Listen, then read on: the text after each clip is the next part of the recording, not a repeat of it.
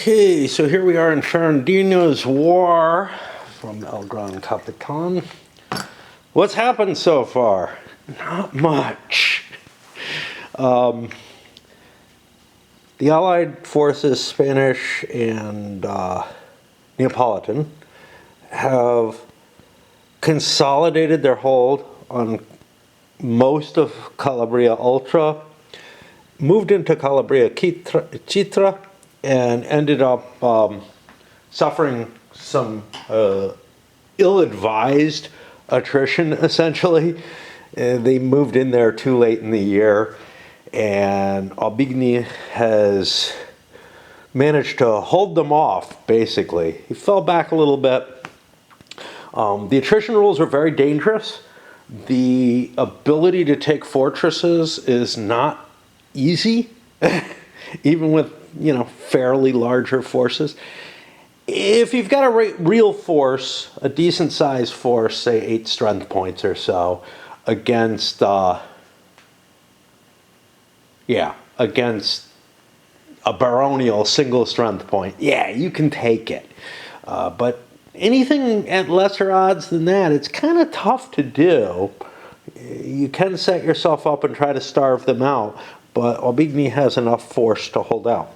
Meanwhile, the Venetians came in through Brindisi, and along with some baronial allies, ended up taking all of Terra d'Otranto, and then kind of stopping there. And the French force, their main Capitan,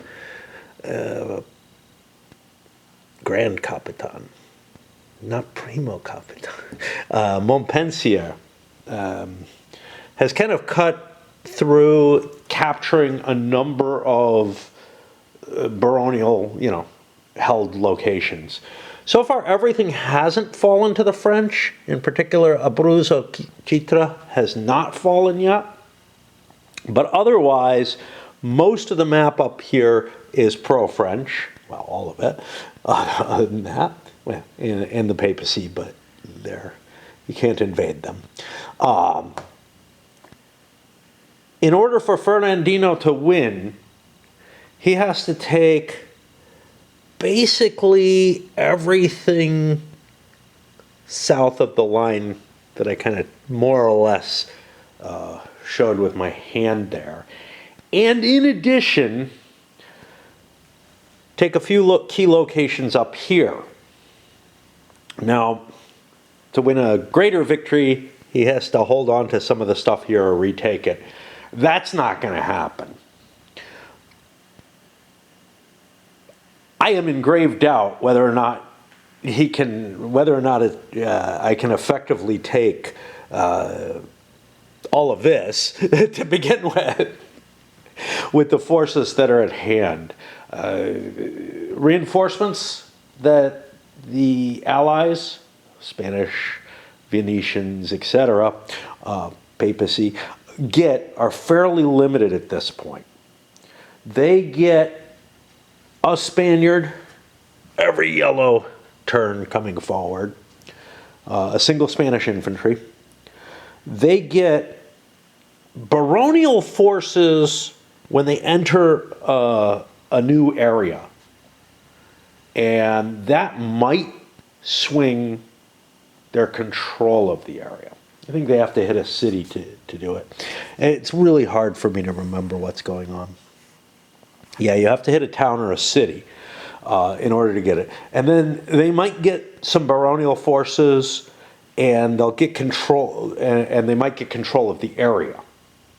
They might not. But Ferradino, as the rightful king, has an advantage in doing this. Other leaders are less advantaged.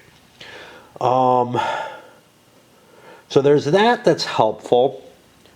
When he enters the Napoli area itself, this Cerra di Lavoro, which is this rather long coastal area, he gets a couple of Italian light cav, or a couple of Italian cav, and he also triggers a couple of papal light cav to come in, which might be enough to sweep up here and grab stuff, but not if it's defended. Otherwise, I can just pump it through and reinforce. This is important because I have some naval movement capability, which allows me to ship up there, but it's kind of hard to do, especially when there's a lot of mud for some reason. It clogs up the ships and makes them harder to navigate. Well, my battery's almost dead, so I'm going to pause and we'll come back. Another pretty day. It's Tuesday. I went out, well, I woke up late, like around 2:30, which means it is raid time now, but I'm up here to play a little bit.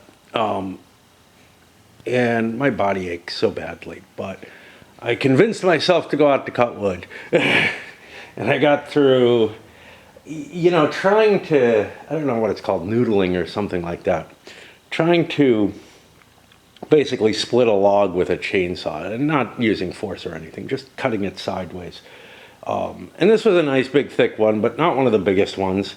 And man, that was a lot of work. I'm wondering if, like, when I can split a log, I think it would be easier. But like, it wasn't worth the work for firewood on my body and the amount of time and everything.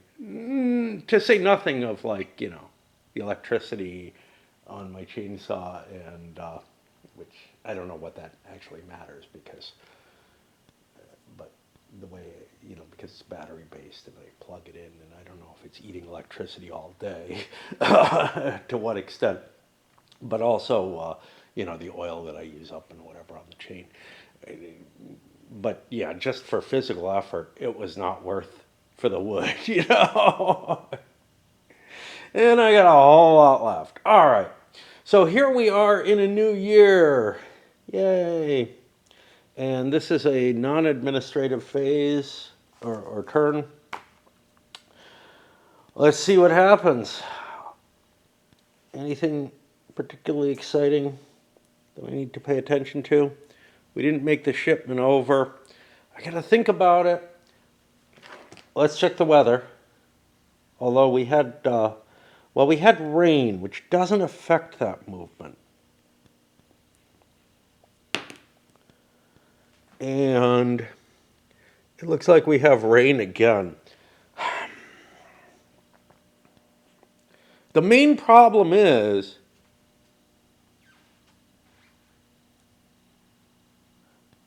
Ferradino only has a 2 initiative. With the maneuver order he needs, that drops it to 1. I need, and I'm repeating myself, but I always have to look this up, I'm afraid.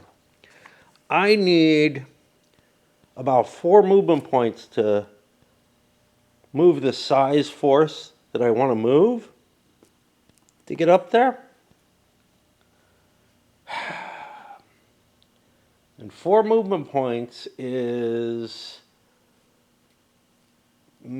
that I have to roll a 2 or less and a 1.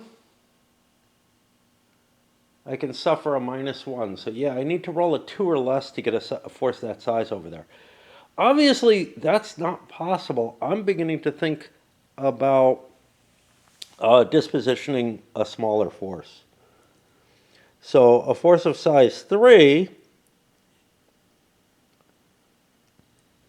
and then I'm going to get some reinforcements. I don't know what Montpensier size is. I can't look at that. Although, did he fight? He may have fought. So I may have a fair idea of how big he is. I could look up his starting army, and he had 8 strength points with him. Well, it looks pretty close to what he has. He has 7 plus a couple of those. So Yeah. So I'm like, 3 plus a couple doesn't sound very good. But I don't think, I don't see how I can continue without doing something like that. The problem is I don't have the APs. So that's why I was going to wait for good weather. And why I switched down to Garrison. Because last turn I had to buy stuff. Yeah. So it's like I would land and I wouldn't get enough APs. And if I convert the city, I can't pillage it. Like if I convert the region, pillaging the town isn't going to give me more APs or whatever. So I'm in a bit of a bind here. Actually, nothing happened. None of the barons moved. Oh, Guerra. Guerra is supposed to grab something.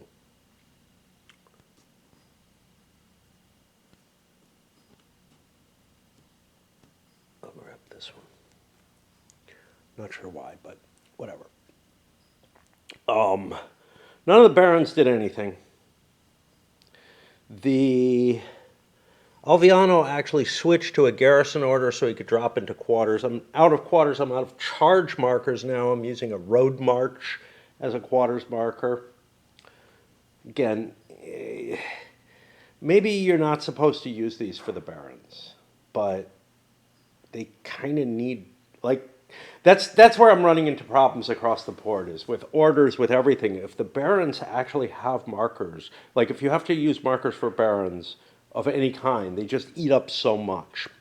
Nobody down here was doing anything anyway. We didn't really come into the play because the Spaniards just passed, or the Allies just passed across the board. And so all I do is hit the attrition phase. Easy turn, right? Yeah, except attrition's annoying, man.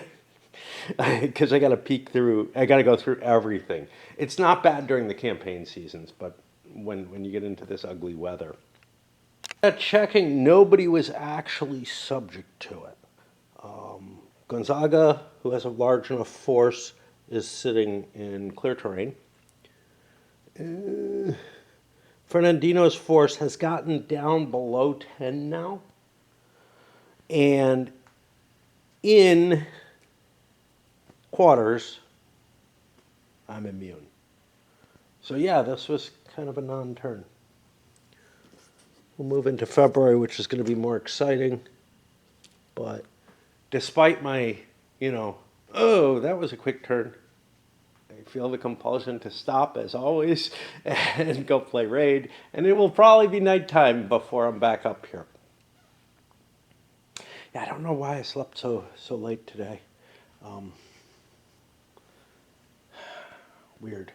February is another rain month, but action points came in, and this is where we're settled here.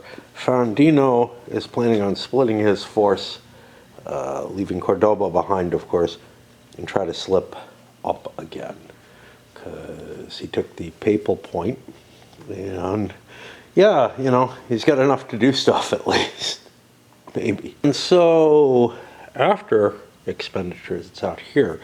Because the French are in some stupid places. Montpensier and Alviano are both in open country, so they got to pay to do a stand order. Fernandino, of course, had to pay for his maneuver, which is why we're down there. And I think we're ready. I didn't do a maneuver with Montpensier. I don't know why. But he doesn't want to take the attrition for moving into the rainy areas. But this does, he should have been moving all along if he wanted to block Fernandino. But whatever. What's going to happen, everybody's got garrison orders and whatnot. I could try to interfere. Do I want to? Yeah. I'll pick Alviano. Now I'm the first player I have to pick first, I think. I don't think these are hidden or anything. Let me just look that up. Because if they are Cordoba, Cordoba would be picked anyway. Okay. So, whatever. It doesn't really make much difference. So, Alviano is a 4, Cordoba's a 5. And I'm able to force Alviano to mark himself as having gone. That means, since I made that choice, should I keep going? It doesn't really hurt me to do so. So Albini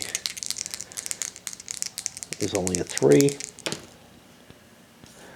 And he's able to force Cordoba to take an action. I'll put that here. It gets kind of complicated because they're both in the same space.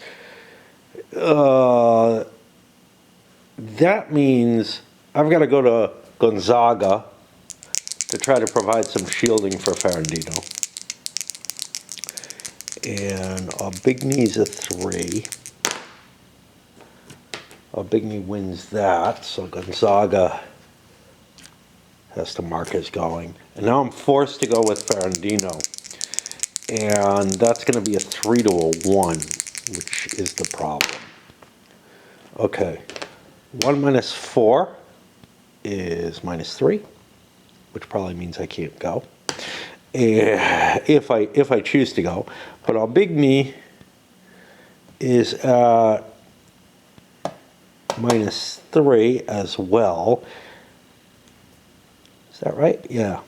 Yeah, they're 2 apart because of the difference in orders, which means that Albigny gets to force. He could force Ferradino to go, which is where the problem is. Otherwise, I would push it to Albigny and switch, then, I don't know, someone else would act pressy, I guess. But if Ferradino is going and he has a minus 3, that means he has 2 movement points. It's rain, not mud, so it doesn't clog up the ship's sails or something. 2 allows me up to 1 strength point. So I think I can't go this turn. I got another turn here in February, but same kind of shit could happen. I'm outclassed, as it were, by what's out there. Anyway, that means we're basically going to fade into consolidating these and then attrition. Consolidation is problematic. I am no longer in quarters with Ferradino, and he has to take command, which means, yes, I gained a strength point, but that may not be good. 2, 4, 5, 6, 7, 8, 9. Okay, I'm still below the rating. I think he's the only person who has to check. So let's take a look at his attrition. We're on the 1 to 9 table. There's a +1 for rain, no quarters. So on a 6, I lose a strength point. Not that big a deal. Okay. So we survive, and that pushes us into another turn. You can see not a lot has to happen in the winter, but until you get everybody into where they're safe and don't end up, this has to consolidate, don't end up, with units that need attrition, or if you're not, or need attrition checks, or if you're not certain whether or not an attrition check needs to be made, right? You might find yourself checking a lot of counters all over the map. And that's just, kind of painful considering how little is happening in the game.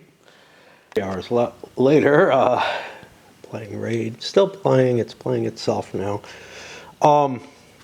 Second turn of February, still rain.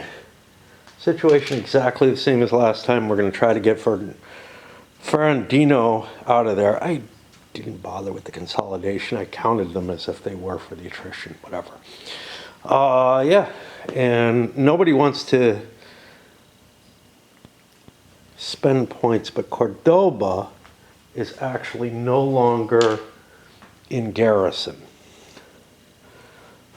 because of that combination. Which means if I want him in garrison, where he can't possibly suffer attrition, you gotta pay a point. No, garrison's free. Yeah, so I can split him out just fine with no problem. Yay. Okay. Now, note Ferradino's troops. He's got 5 strength points here. I could move 6 at the same price as 5. And I would love to have 6 over here. But due to the way, you know, I'm allowed to dispatch a unit, and 3 is the next level down. 3 strength points. So I have to be able to peel down to 3. And I don't think I can reorganize in such a way that I could do that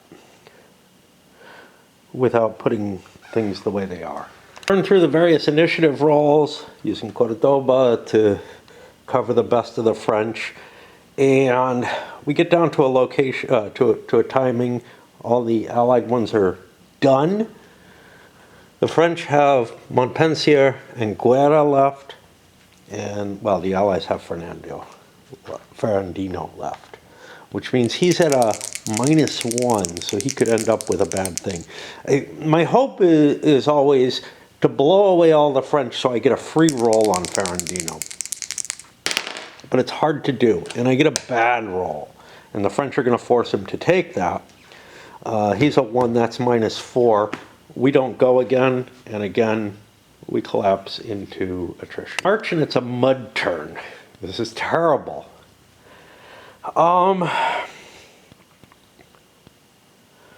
My best, I'm trying to think, nobody else is going to do anything, but it's a turn where points are going to be allocated and whatnot.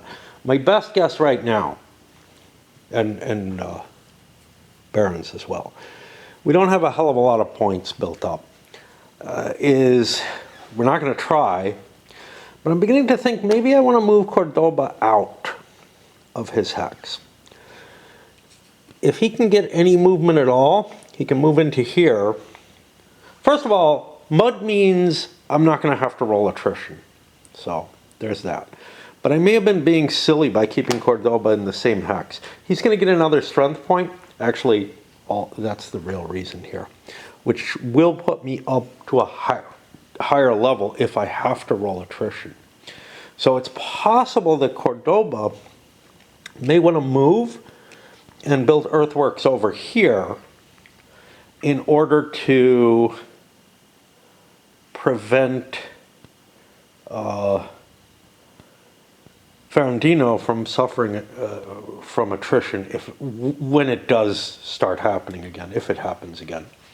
March is unable to get rain though, so we're actually safe from attrition until May, when it may get hot. So I guess I don't actually have to worry about it. The first time we've gotten mud in one of these production turns, and that's going to cause the administrative point table to be a little bit worse. So for example, Montpensier is running out of here still, which is 2 away, but I'm going to shift over to 3 away, which means we get 4, we get a -1, we get 2 points for this, no sheep. But everybody's going to be at a penalty towards creating points. Again, giving points to the Neapolitans or Aragonese or whatever. And Spain has a huge amount of points left, which is a reason Cordoba can kind of do what he wants. I may even get him moving to see if he can move Albini, but that's not, I mean, I'm outnumbered. 3, 4, 5, 6.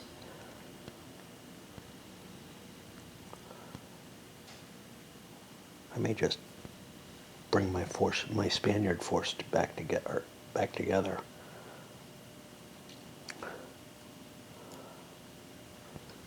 Because I can't siege him with what I've got. Can I siege him with 8? I can't, but I might not know that.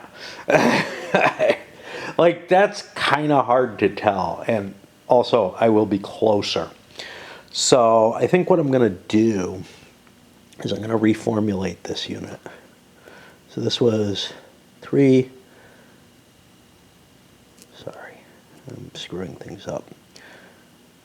3, 4, 5, 6. And I'm going to reformulate this thing at 6, among other things.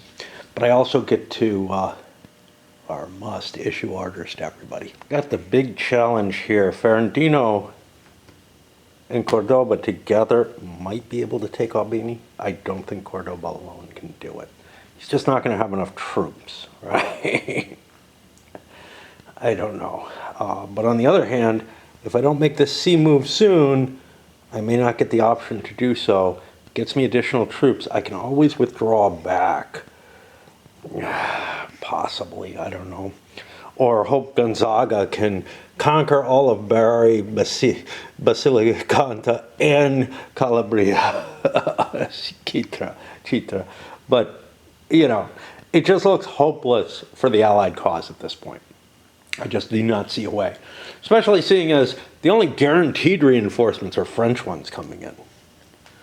Of course, if I do manage the sea transfer, I do get like 4 more strength points, which gives me some significant capabilities.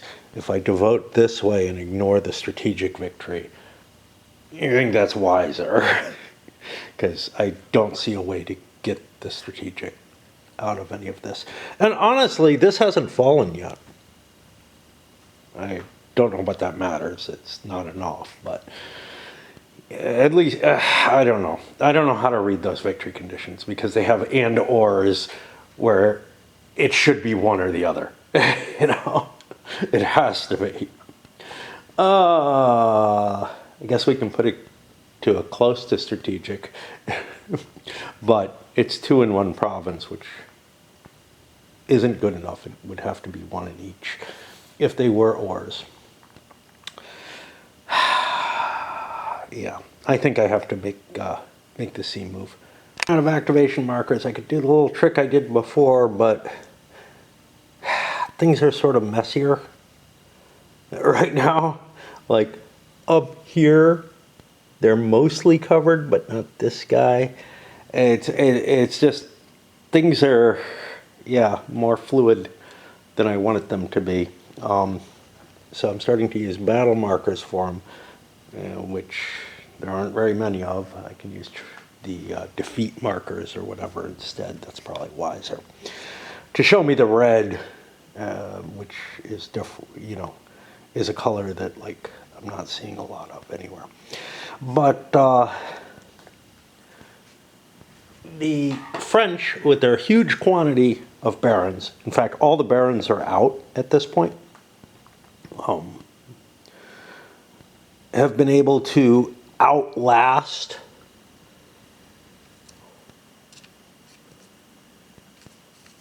the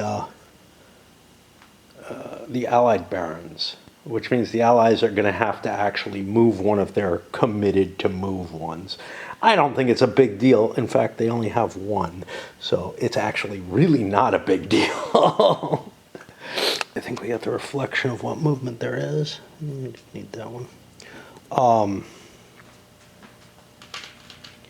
little bit of shifting, trying to get things to defend the coastline down here in time for my Capitan el General to make it down. And, you know, kind of the interesting thing, or an interesting thing, it may not have been worth going for this stuff. The sheep maybe. But from a purely defensive sort of point of view, taking what's up here is just trying to prevent a victory from going to a strategic victory, which I think I've done. But I have these hopes of getting control of an area and stuff like that, and I just fixate on shit like that and don't really know what I'm up to. All right, that means we're up to the Capitani, and I need to swap batteries. Oba managed to run the table on the French, forcing every one of them to move. We've got a siege by Alviano going on here. We've got Montpensier, who actually got a pretty good die roll, and so he didn't lose many movement points, shifting his way west. Gotta remember. Yeah, it's hard for me when I don't have, even with the compass. I mean, I know which way things align and everything, but my mind just says north is up. Yeah, no matter what. Which means that all the Allied units are going to get to fire off kind of at will. Let's do the important one. It's a mud turn, damn it. That means I'm back a movement point. But next turn might not be, so spending this might not be terrible. And I'm only bringing three strength points because I decided Cordoba needs more. So I've got an initiative of 1. Well, that ain't gonna do it. I guess we're gonna absorb Cordoba again. Now I could spend, or I could try to do a second action, try to enable movement in that, but I'm back at another initiative if I do that, so it's definitely not worth it. Plus, if it succeeds, it takes an attrition roll and everything. All right, well, let's see what Gonzaga has in him. These guys moved up here to this fort, which is, of course, what I was going to take if I could. Now, they're in hostile territory, which doesn't really matter because they're small enough. Yeah, they're not in. Yeah, they could just starve. They're not in earthworks. Gonzaga has an initiative of 2 minus 1 is 1. 1 minus 3 is -2. Make that -3 for the mud. I got a couple of movement points. That's enough to get me not into the mountains.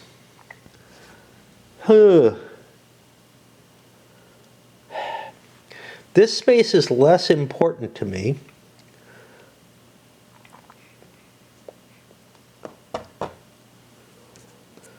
If I move here, I'm in a position that I threaten multiple directions. I will have to roll.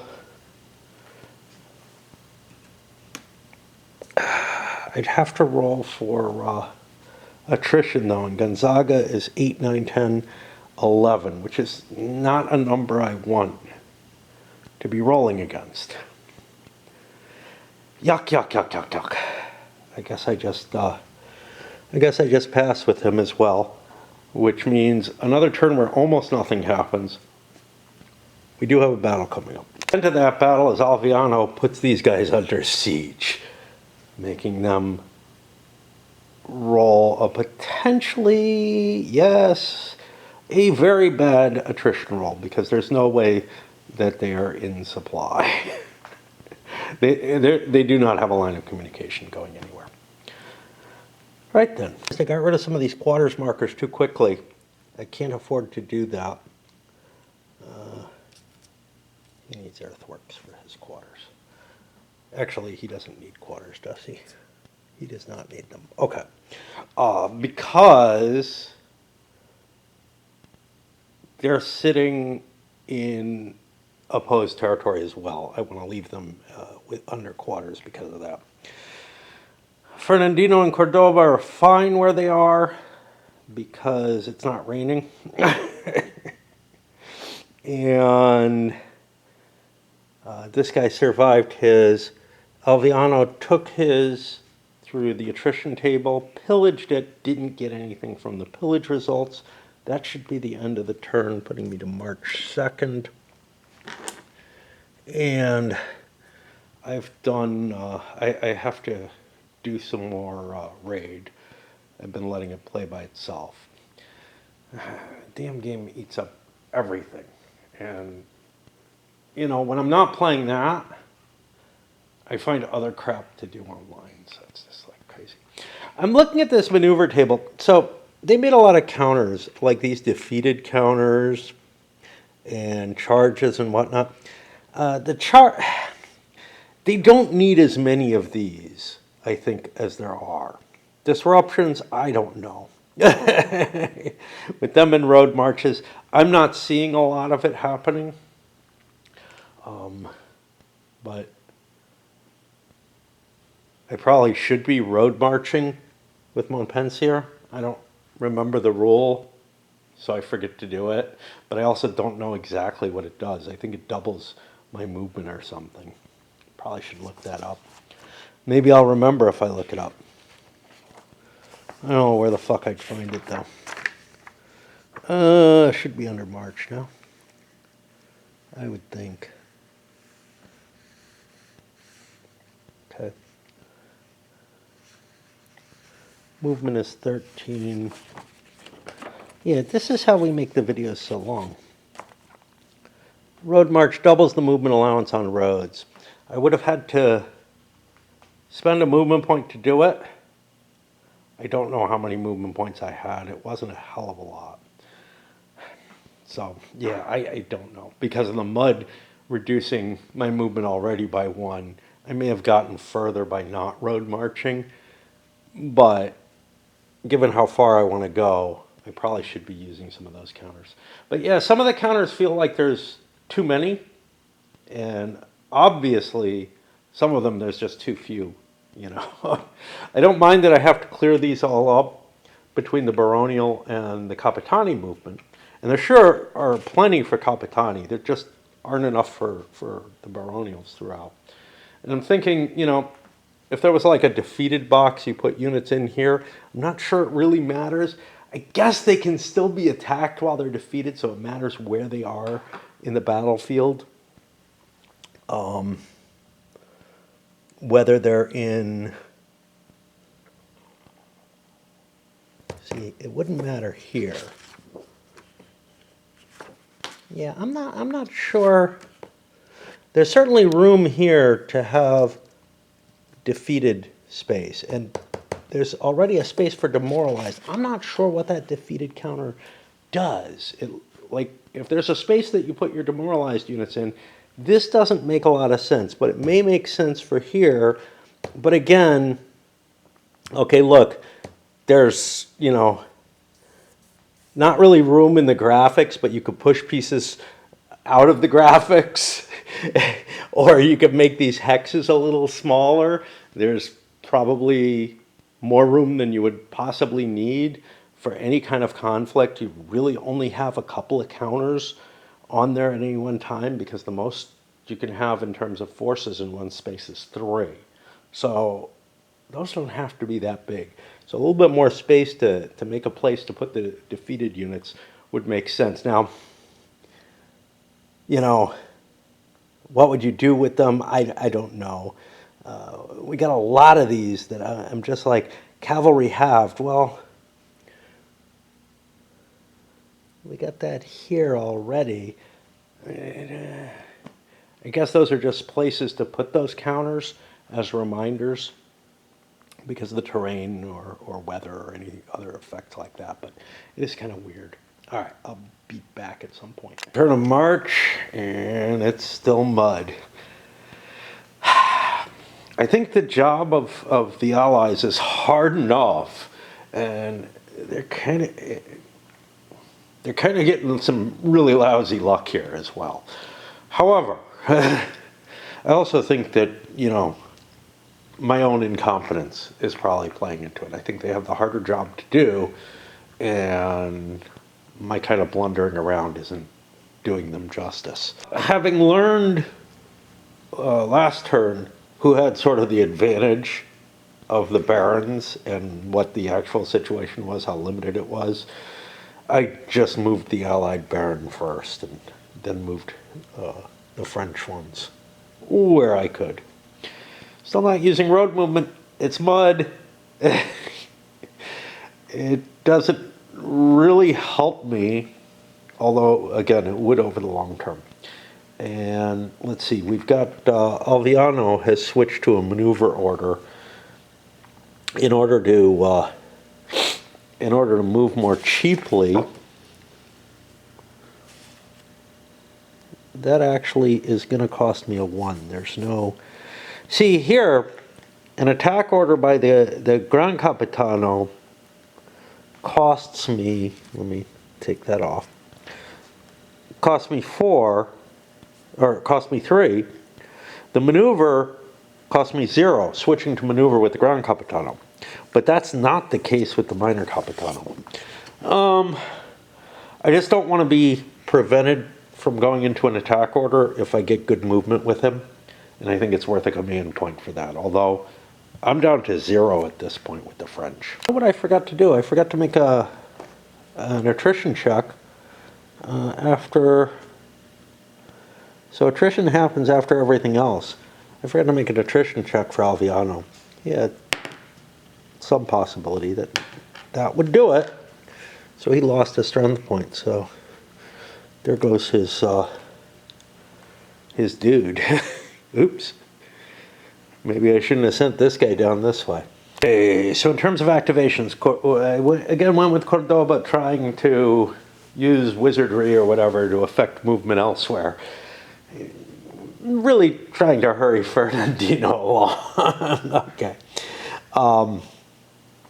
And Alviano ended up beating him out. Not right away. Bigny and Presi both fell to him. But then I switched out of Alviano over here and went with Guerra against Gonzaga. Gonzaga ended up being forced to move, but having a good enough roll, these 2 1s, that he's been able to take Altamura. Okay. And at this point, I count up how many barons are in Barry, and that looks like 3. Presi dispatched his. There's a force there, so I've got a -1 to the die roll. So I need to roll a 5 or a 6 to swing body over to my side, which I get. And I would get 2 nobles if there were some. Kind of feels like I should be able to get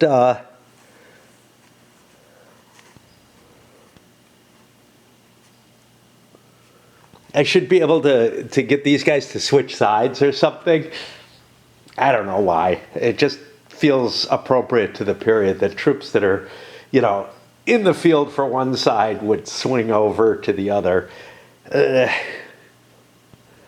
be kind of dramatic, but I don't know what kind of rules would be involved in that. But yeah, body ends up switching over. And this is a big deal because that means all these locations have become pro-Naples. It also means that Presi is in hostile territory, and so are troops who are in movement and whatever and might be eligible. Woods is not a problem for Baron, but yeah, if I'm in any kind of terrain, well, if I'm in swamp, I don't think any of these towns are in swamps, there would be a possible problem. But yeah, it's just mud, so it's not gonna, we're not gonna suffer that way. Did Gonzaga want to pillage? See, he's got plenty of points. He doesn't need to. He's more worried about the attrition than he is about AP. So he managed to do kind of a coup de main there, get there before this this Baron. Now, I'm not sure why I picked using Guerra, because had he picked Ferradino afterwards, he'd actually be at an advantage. So this time I switched back to Alviano, but knowing that I'm facing Ferradino. But I got a horrible roll for the French, which means Alviano's got Alviano succeeded, got forced into moving on a decent roll.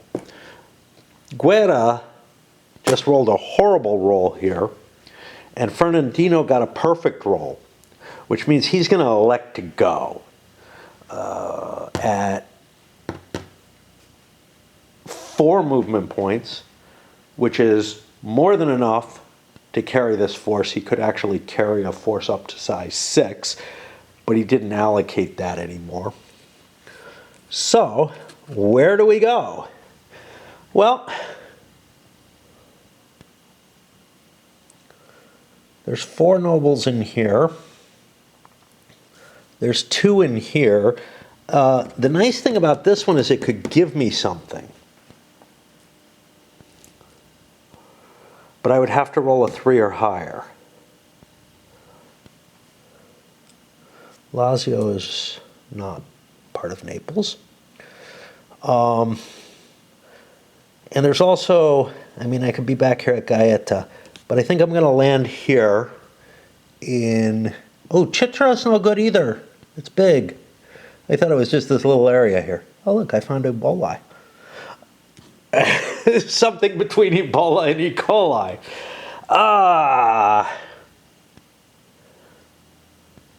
Well, I might as well go to the one where I could conceivably get troops, I guess.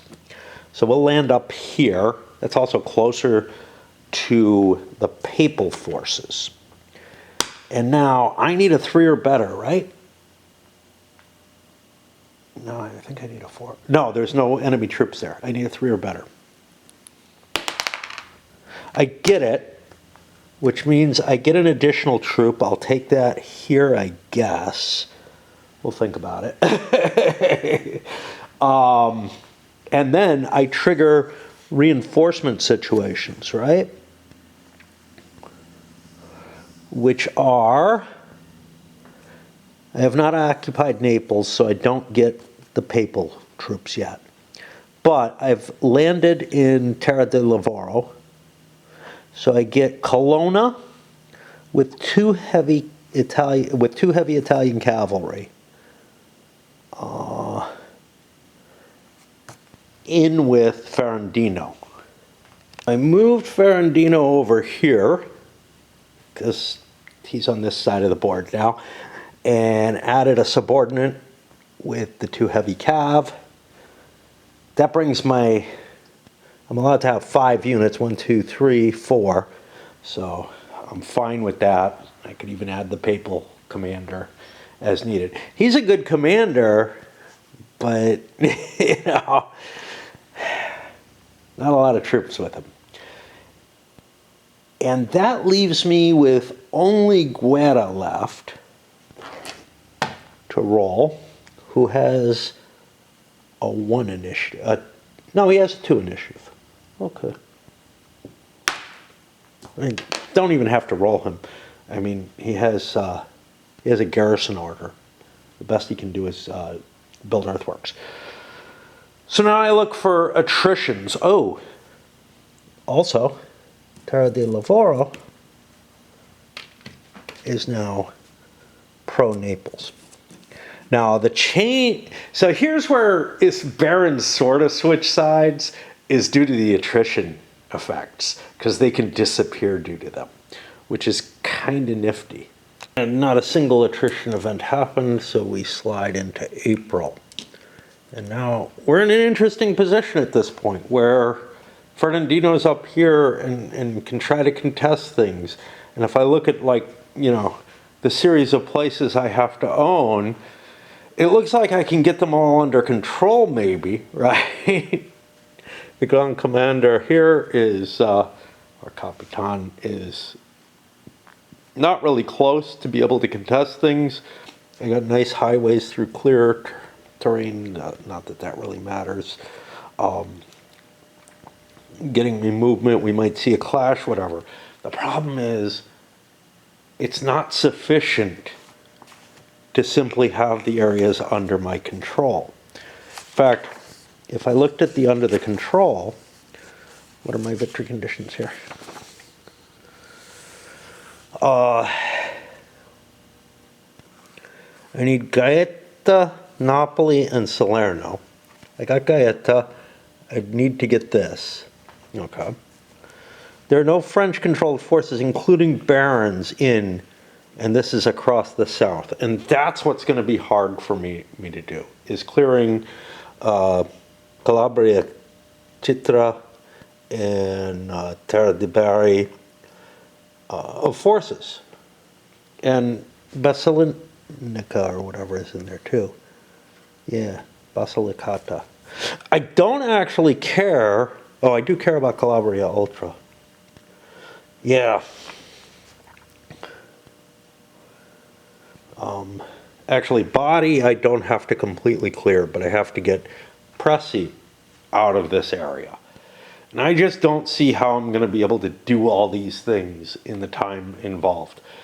I think Ferradino can do his job, depending on whether he wins this fight, whatever, you know, when it happens.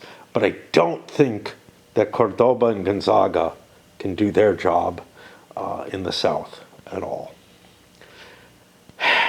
And that's really been my blocking point. I should have been able to beat this, I think.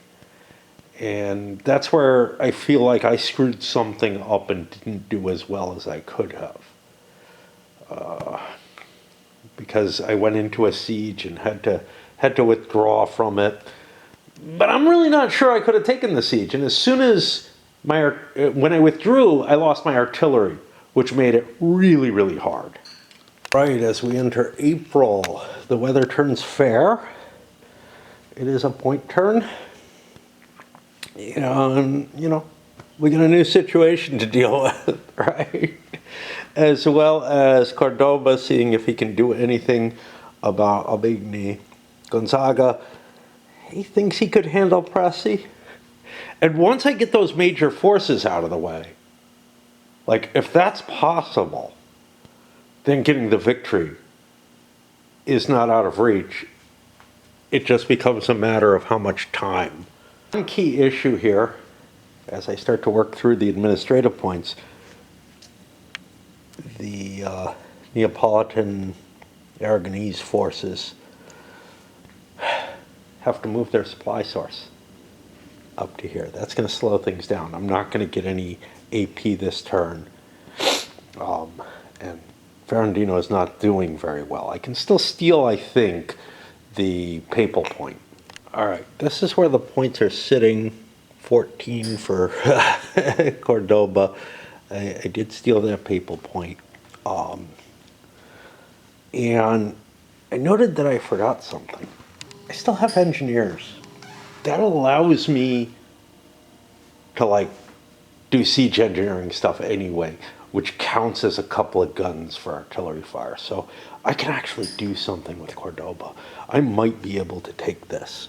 And taking that would be huge. First of all, clearing this out, vital. But I got to clear this out too. And that's going to be hard. Doing both. Like I was thinking, oh, I can clear this out. That's not going to be too hard. And then I can support Gonzaga. But I got to worry about all of this. Now, I can of course split my forces again and use Cordoba, and I have up to 2 Spanish minor leaders, one of which I could dispatch to try to deal back here. It ain't perfect, but it feels like what I have. So it may not be as bad as I think it is. The big question is Montpensier, who's up here. Do I want to force an order on him?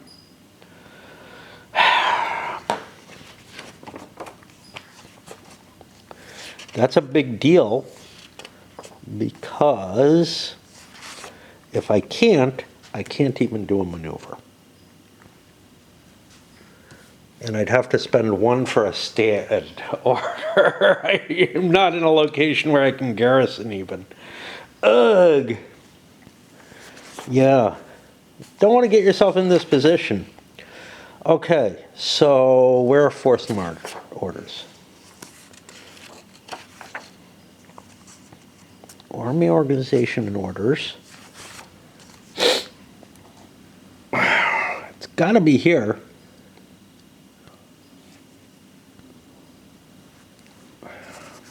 Or forcing an order. Forcing orders. Okay. If you can't pay, or you don't have a path to the Capitano General, ooh. I don't think the Allies, like, they operate off their own supply sources. They just trace back to their supply source, I think, not to the Capitano General for the Allies. The order can be assigned anyway. If it's forced, I have to do a discipline check, modified by +1. Okay, how bad is this?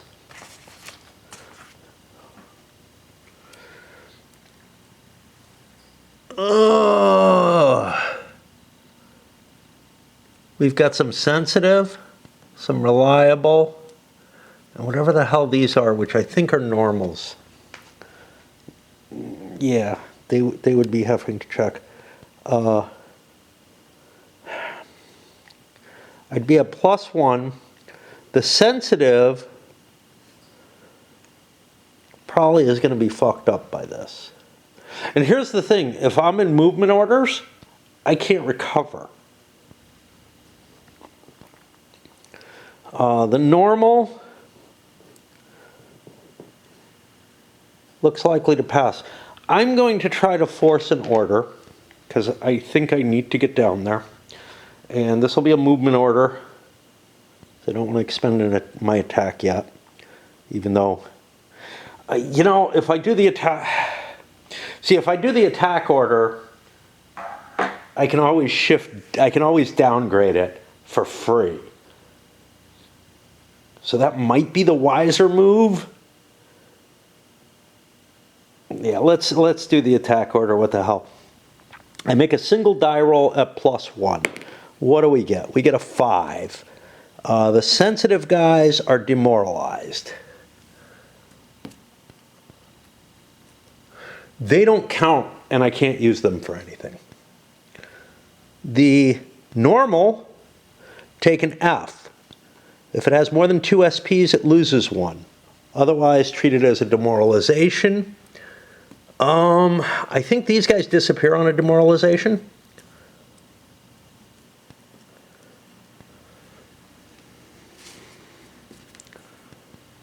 This is no longer mine. Defections. Principia Ultra is up here. Principato. Okay. Well, there goes some of my force. Now I'm down to 4 effective strength points, 6 for attrition. Such is life. I take the attack order.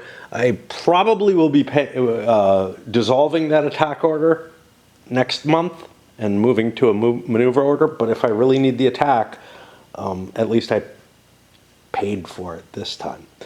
Alviano should no longer be disrupted. He took a turn after his looting. All right. Well, oh God. Let's look at the orders here. Alviano is not in a location.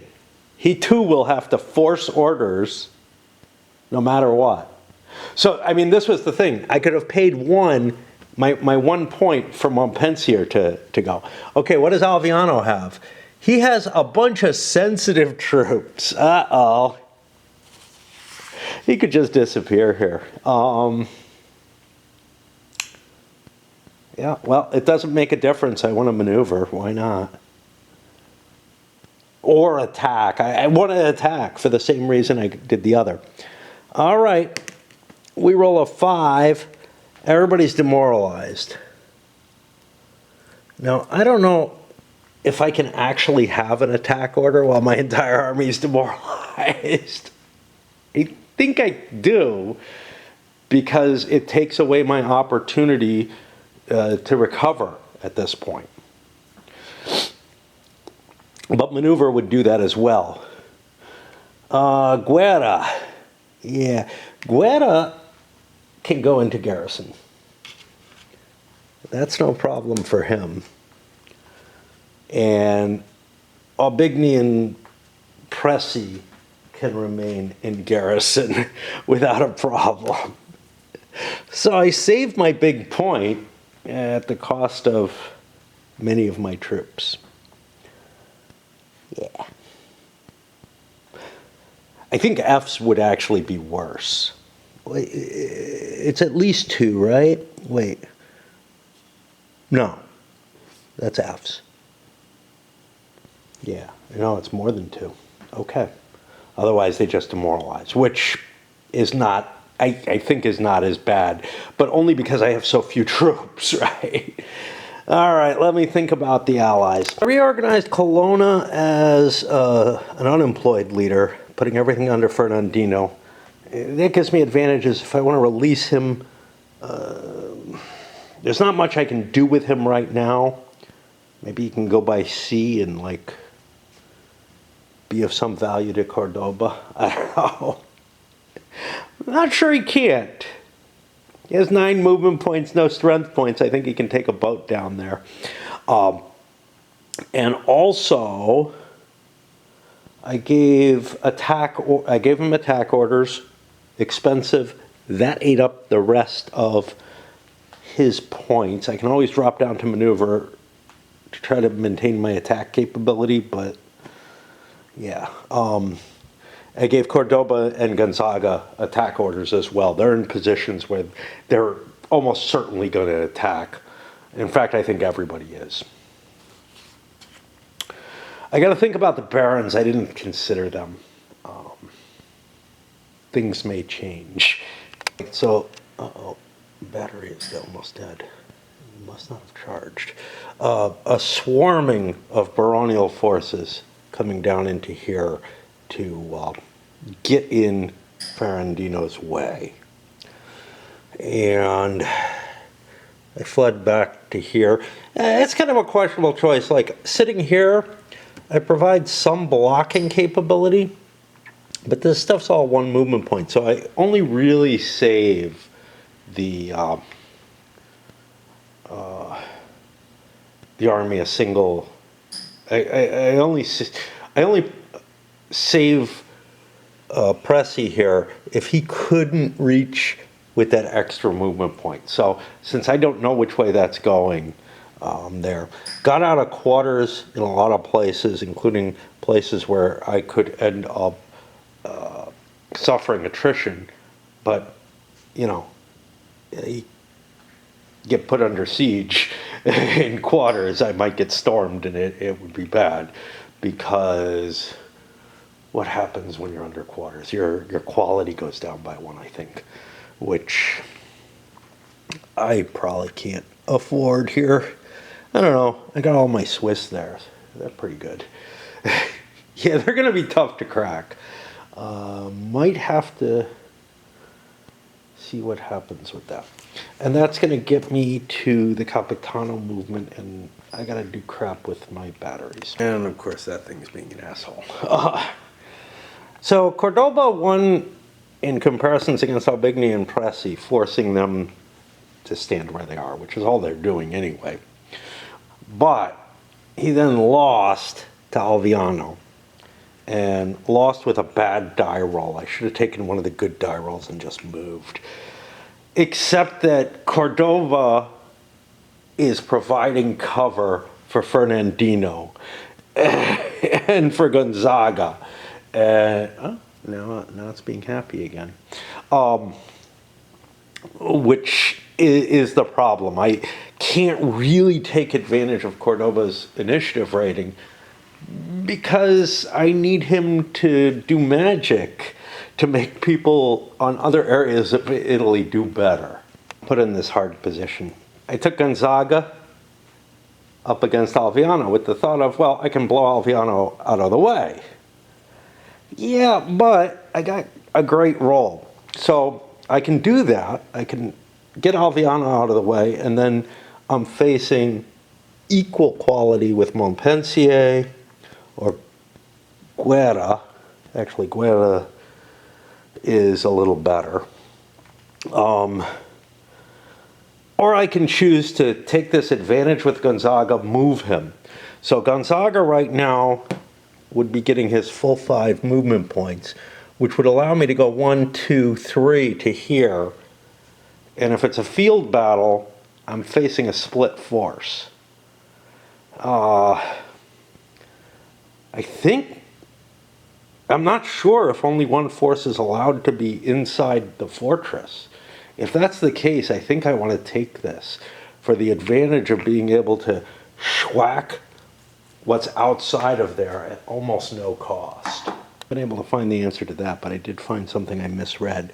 No more than 3 forces of any kind per side may occupy the same hex. So there could be up to 6 forces in a hex,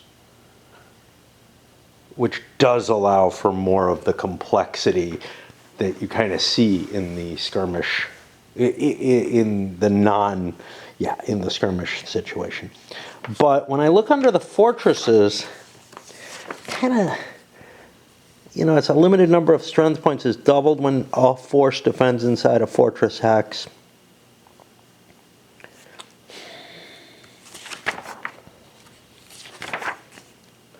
Maybe under this combat procedure here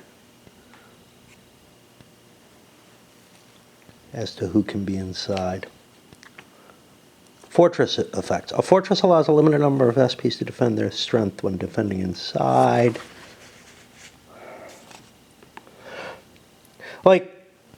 There's 2 ways I could see interpreting all this. One is a single force can be in the fortress and it has a couple of its points doubled. The other is both forces are in there and they each can have a couple, or all 3 forces could be in there and they each have up to 2 of their units doubled. Which is kind of weird if that's the case. I'll keep looking. Actually wouldn't be the case because you pick an individual force to fight. I don't know. If there's multiple forces per side, I think they each break into their own fights. But here we have the definitive. Any one of his forces in the battle may occupy the fortress and defend inside of it. Which means I think I want to advance and attack. I'm under my attack orders. I said 4 movement points? 5 movement points.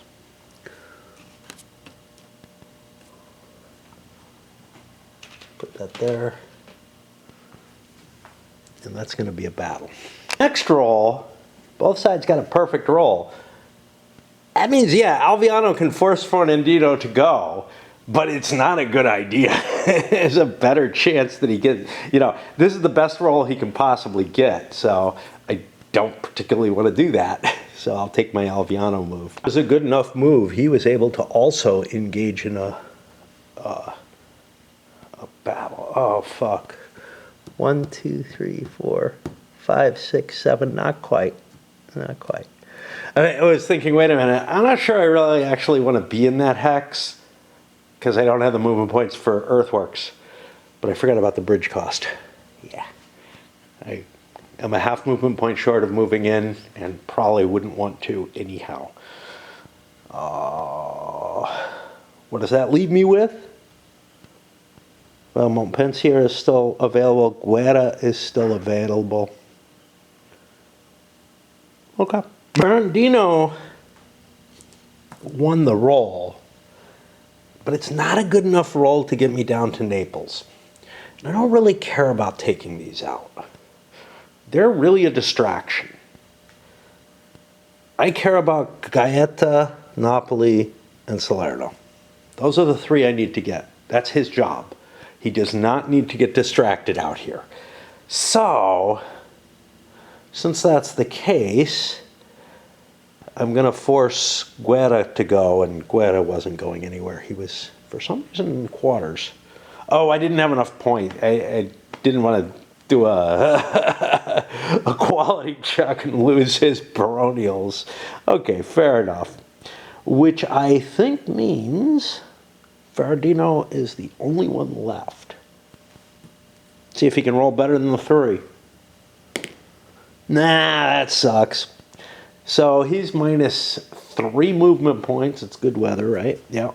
So he only gets 2, which gets him 1.5, 2 to here. And that's the end of the road. We have battles just there. The big question here is, did Pressy want to be out and have the baronials inside the castle?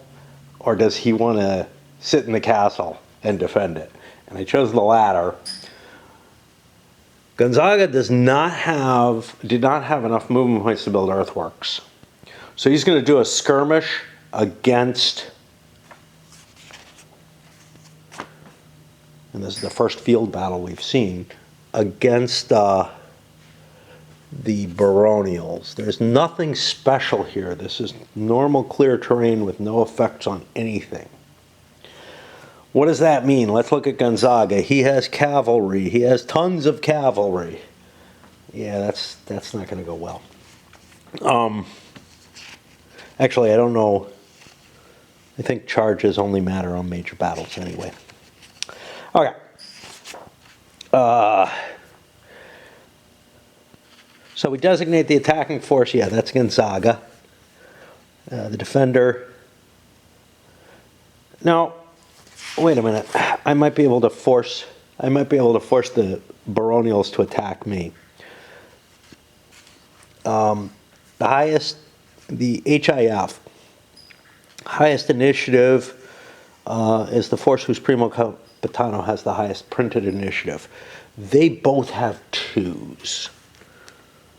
And Pressy has a 3, but Pressy can neither, if he attacks, he comes out of the fortress. And if he doesn't attack, he can't force Gonzaga to attack him. So,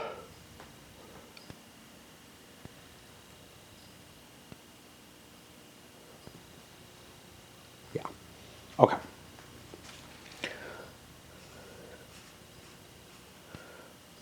Now, who's the HIF in this situation?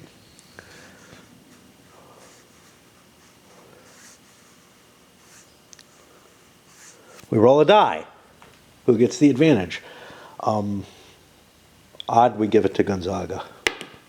Okay, so the baronials have it, and they must pick a force to attack them. They pick Gonzaga to attack them. Determine the type of combat. Both moved into the space this turn.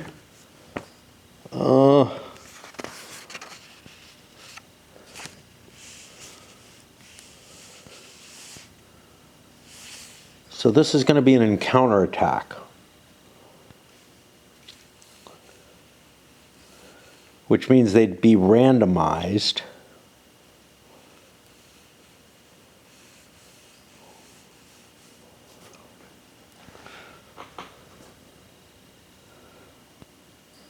But that doesn't matter. We go to skirmish combat.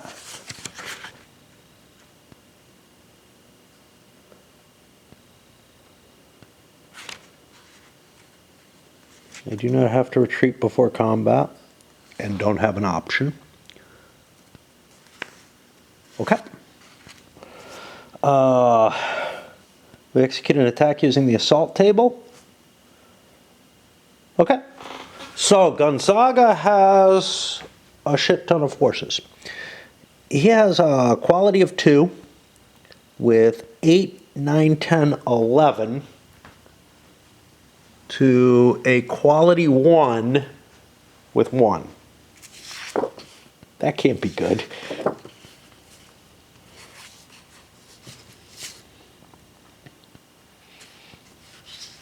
Okay. This is the wrong table. How about we use this one? That's going to give him, first of all, he's got a +1 quality in non-affecting terrain. So this is going to be his column. He's got +2 to the die roll. It's not an ambush. It is not Landsknecht or Swiss infantry.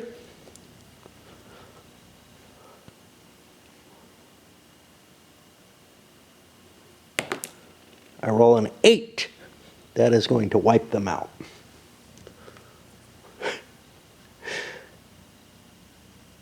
Body is now mine. And that's the end. We would normally, I think, keep going, right? I might be able to, yeah, let me see.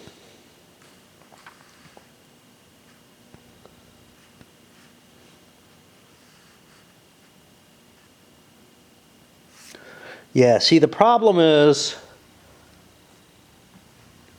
neither side can force the other to attack under any circumstances. Gonzaga does not want to storm the fort. He would be allowed to. He doesn't wish to. So what he's going to do is just sit there, and there will be an attrition check, but it won't be a siege situation, because I haven't built my earthworks yet. And I'm out of this battery too. Everything's under 10 strength points. There are no sieges underway. So none of those forces are going to get hit with any attrition.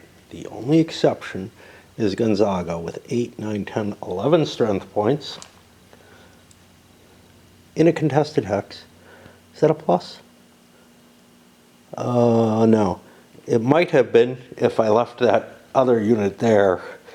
I don't know how that happens. Like, I think combats will keep resolving. Let me see how this.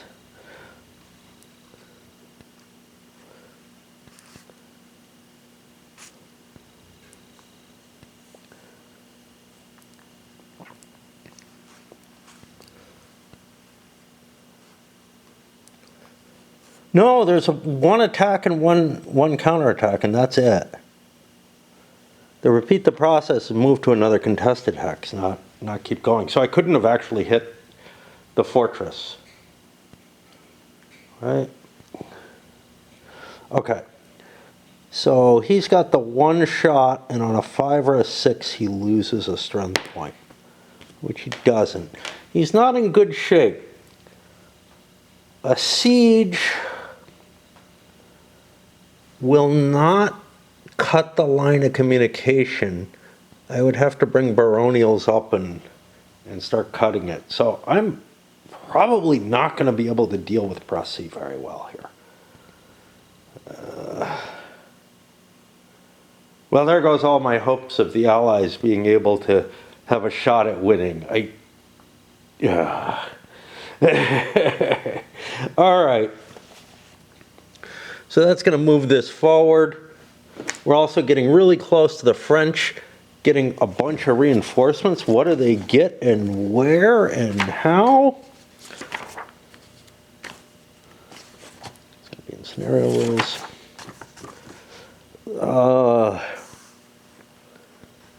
Okay, that's going to be coming in from the north and then at a port. I've got 2 different reinforcement sets that come in on that same May 2nd turn. So, yeah. I think the Allies could probably call this a loss at this point. Brave's just warming up my tea, but which if you hear a beep, that's what it is, not a fire alarm. I've ripped all those fuckers out. I still, there it goes. But I came up here because what I'm thinking is that if the French don't engage in field combat, I think it's almost impossible for the Allies to root them out. I mean, I'm just looking at the force press he has here. It's just not going to be easy to get rid of this. Gonzaga starts out with more, but by kind of playing that evasive defensive strategy that the victory conditions require or suggest, yeah, I kind of wish there was a differentiation in the victories to the extent that, like, it wasn't just one side wins or the other. That the French are seeking not to be losing territories that they're going to lose if they don't fight a field battle, to kind of force them out. You certainly, I don't see how you can get to the historical results the way sieges work and everything. I mean, I guess if you manage to, yeah, but their attrition is going to be worse. Like, a smaller force's attrition is going to be better than the larger force, and that's what Gonzaga is facing now. He's got a slightly larger force, and eventually it's going to get to that point where Pressy is going, if he's facing Pressy is going to eventually have a small enough force that he doesn't suffer great attrition losses. And then Gonzaga takes more. And sure, Gonzaga may end up with more forces still throughout, but he's just never going to be able to get to the point where he can actually do the kind of siege assault. Now, he doesn't even have artillery or engineers or anything. So that leaves the whole job of the South to Cordoba and Ferradino before Ferradino makes it up here. It seems like these victory conditions are impossible. Well, here it is, Wednesday night. I woke up just in time for a raid. I'm getting, I guess what happens is that my body kind of says, oh, you need more sleep because you did exercise or whatever with the wood cutting. And not that I did a hell of a lot on Tuesday. But it's also a way of escaping, right? So, like, I stayed up late the last couple of days because of raid, maybe. I'm not so sure last night. I think I was mainly just watching videos. I don't really recall. But I do know that, I missed today. And I'm probably not going to be doing shit tomorrow. And there's only so many nice days. Anyway. Yeah, let's check the weather here. This is April 5. April can't be bad. How about that?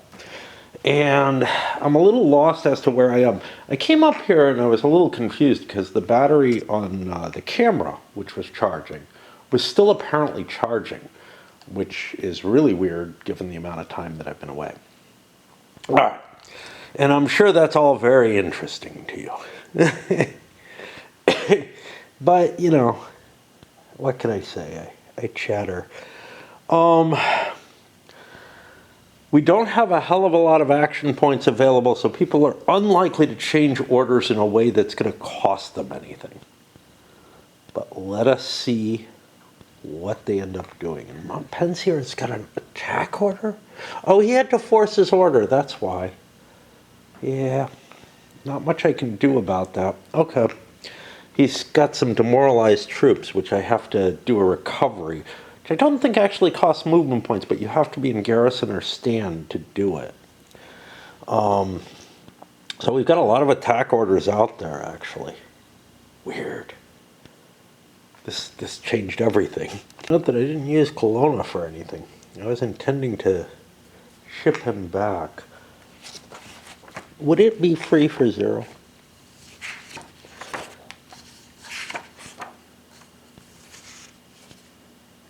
He counts as Spanish, but does not have a line of communication. which means I think he could force an order. Yeah, it's not an issue. He's got, let's see. Yeah, you know what? Since he doesn't have to worry about orders, I should have left him behind here or wherever. And I'm going to need him down here. So I'm going to ship him down to there for now. That's what I intended to do, and I didn't do it. Just because, you know, I was concentrating on Ferradino. I was tired, whatever. Sheep are next turn, so the French are going to start getting a pile of points, assuming nothing dramatic happens over here, which it shouldn't.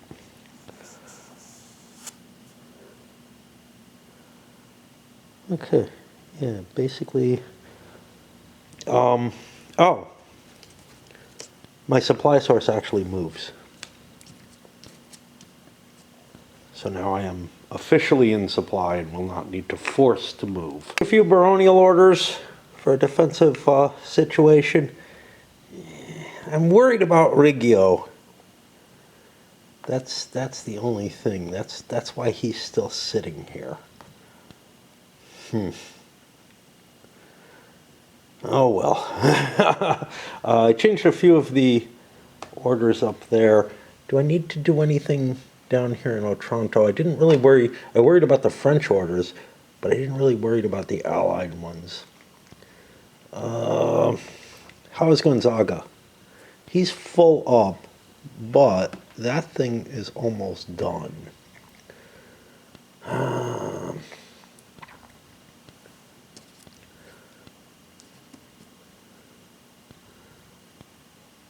think we'll activate that.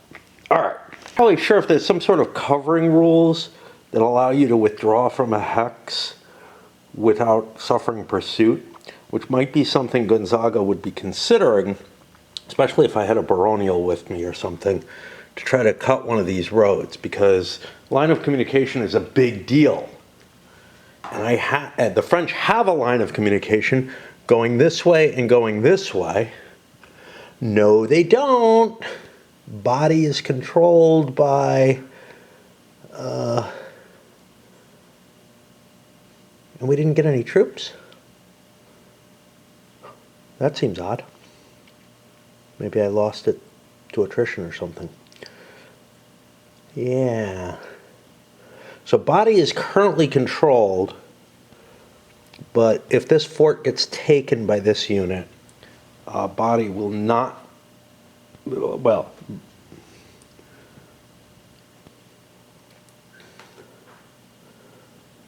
there will be a line of communications going back to Salerno in that case,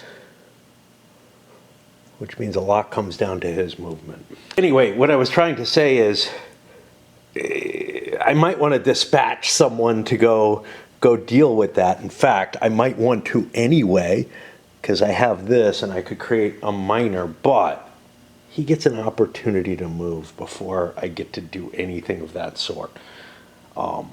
But also, yeah, I don't know whether or not there is a screening rule that allows you to withdraw if another force is staying there. It sounds vaguely familiar. Not familiar, you know, not enough that I want to look it up, given that I don't feel like I have any real advantage by doing it, but yeah. Colonial units moved. These guys were just essentially passes with the, hey, the French took a pass with a unit that they left mobile, and the Allies are like, well, if you're going to do that, I'm going to pass right above you. You know, we can start playing that stupid game. And they're like, I just was dealing with my mobile units. But the Allies only moved one unit forward. You can see I've established my control there. I've shifted a few forces down here. That's it. this under earthworks, I don't know. Not sure it needs to be. But, yeah, for the most part, I'm just... This does not, no, this maybe needs to be under earthworks, but if so, all of these do. And the weather's fine, so fuck it. Let's take some complexity off the board. And likewise here, this is French controlled. I don't need that to be under earthworks right now. It needs to be when the weather turns bad, whatever that is. And when we hit heat, I might need to do it, you know, but whatever. So now it's to the leaders, and Colonna does not get to activate except when Ferradino does. I've got the Cordoba advantage, although he's only a 4 right now. I'm sorry, I'm really kind of slow right now. We moved all the leaders, opening up sieges, boom, boom, boom, boom, all over there. Montpensier, what I did not realize is that I get a movement point allowance reduction for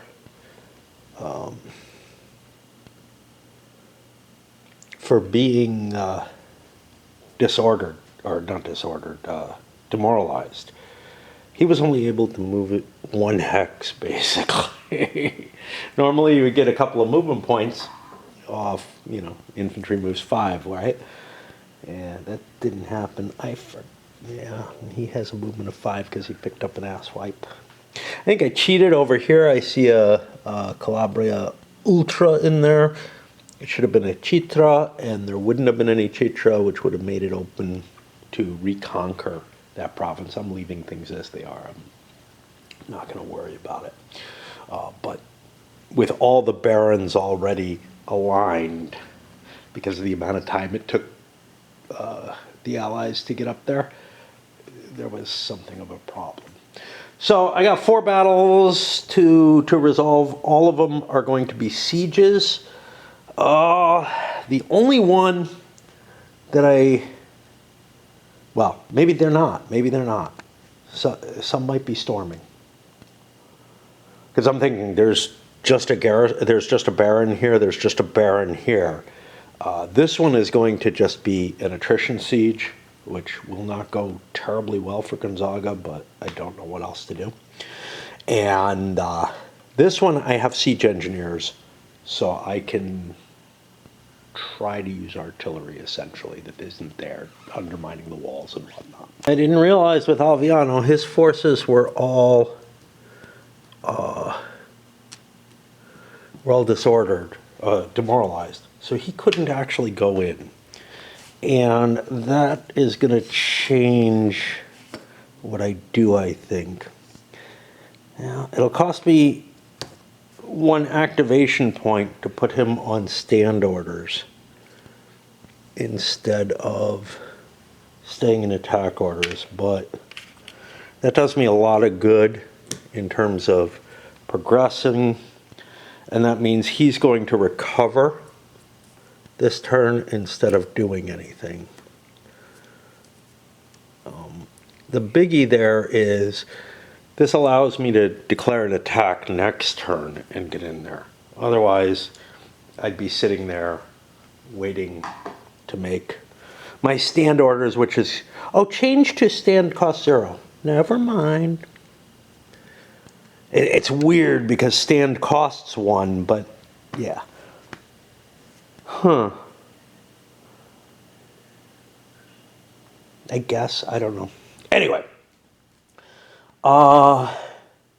So he's not going in. He was the one that might storm, right? Well, we might have a storm here. So let's take a look at what we got there. We have 2 quality 3 troops, 2 quality 2 troops, and a quality 1 troop. To get a majority, we have to drop down to quality 2.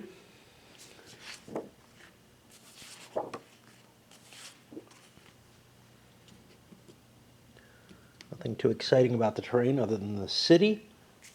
Is city exciting?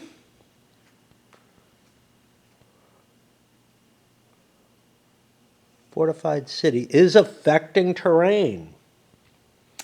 Ooh, that may change the odds here. So let's see. Do we want to attack? Ferradino would have the big +2 bonus for 4-1. Right? No. He's only 2-1. So he'd have a +1 bonus. And he would be quality 2, I said, right? Quality 2 troops, which is a +1. So I'd be in +1 in affecting terrain at a +1 to the die roll. I'd have a 50-50 chance of taking it. On the attrition table, I have very few forces, and I'm besieging, which means I have a 1 in 6 chance of taking it, but no chance of taking losses. I'm going to try to storm. No, it drops me from +1 down to 0 then, because I'd be disrupted. Yeah, I'm gonna try to storm, because I still hit on. I still have a 50-50 chance of taking it, and I feel like I'm really pressed here. Okay, so I get a 6 as a 7 on the 0 table. That does a hit to me and destroys the enemy. The hit to me is going to be... Really? How the fuck did this get up here? Well, I guess I shipped it up here. That's the unit that I should have over there. Let me swap this out, because I'm not sure I could have gotten this unit. And this makes more sense and delays me a little bit. However, we do take Naples, which is a big deal. We already own this area.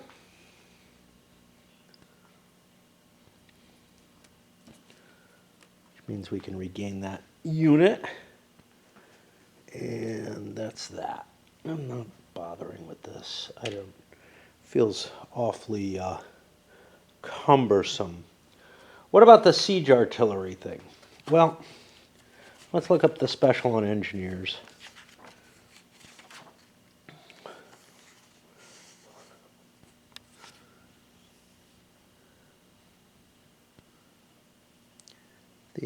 He may use them to improve the force's artillery fire.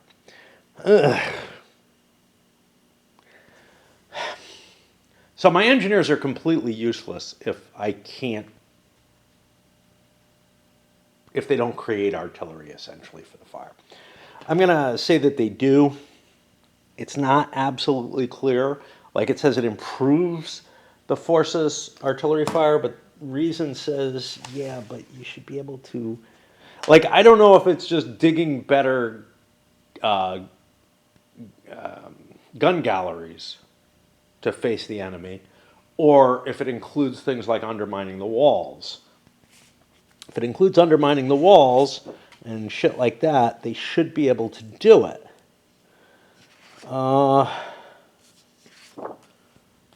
There's the artillery. Yeah, okay. Got to be here somewhere. There we go. Yeah.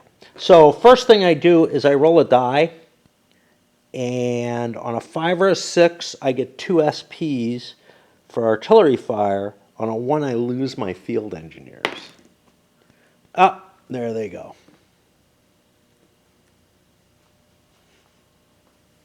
Why did this guy get knocked? I don't know why that got bumped. Put this somewhere. I don't know where. Okay, where are the siege artillery? I guess they're units that I have to set up in the game. So they're up there. That makes sense. And I sure as hell don't want to storm there. I don't want to storm there. So we go to the attrition rolls, and I will report back on those. And the net effect of that was that Gonzaga lost a strength point. He's still at 10, which means he still rolls on the bigger table, whereas Pressy is at 9. And I think if we end up below 9 due to bad luck, the siege is broken. I'm not positive about that. And here Cordoba is working his way down towards Aubigny's level. That gets us the end of the turn. Every time I come up here and do one of these, I want to go away. Like, yeah, it isn't a very long turn, but it's like good break point. And I got a video to watch or whatever. And so it's really, really easy for me to just bop up and down and, say, yep, time for a break. All right, camera's acting a little clunky. I don't know what happened. I put the battery in there. I don't know if it was completely drained. It didn't, like I had set it down as if it was fine, but I don't know what the hell. But anyway, there was something I forgot to do at the end of the last turn, which is we just took Naples. That is one of the special conditions here. All right. Papal States, we get Papal Minor Capitano. This is on the next game turn, on this upcoming game turn. We get the Papal Minor Capitano with maneuver, I guess for free, and with a couple of people like Kev. A little fucked up here in multiple ways, but caught a rule where I'm not quite right. It's one of those situations where you're like, wait a minute, is that how it should be? And I go look it up and I'm like, yeah, I've been playing it wrong. My supply source is here.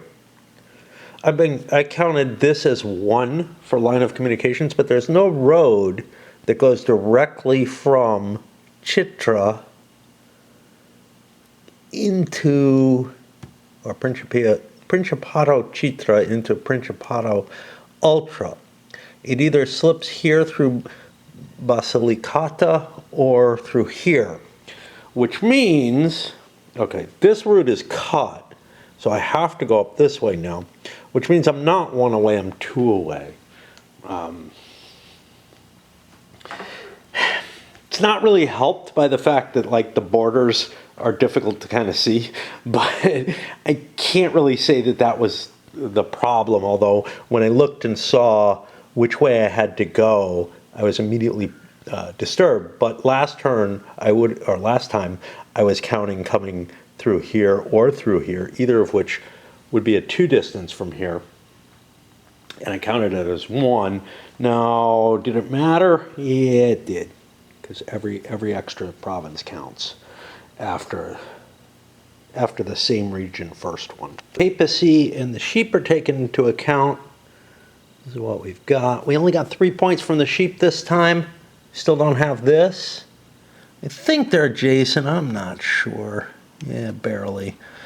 And I have lost this, but I have 3 that are adjacent to the Capitanata.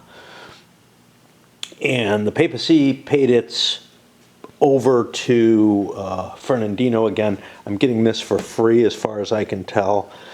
I have a hard choice with this, right? I can use it to reinforce, and I don't remember what the exact location is. Got 2 places I'm allowed to place it, right? Terracina or Sermoenta. Here, or where's the other one? Oh, Terracina's down here. Okay. All right. No problem. So it's going to be coming there from there. I thought I was allowed to put it in either direction. It's the French ones that I'm allowed to put in either direction. Now the French are going to come in at Terrano or Abruzza Ultra.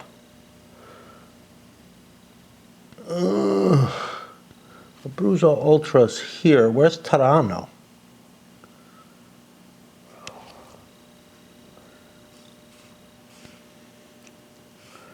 And we also get stuff by sea. Between Rome and... You know, any northwest map hex between Rome and Teramo. Yeah, so I can run it anywhere between these two hexes, which means I'm not allowed to enter Rome.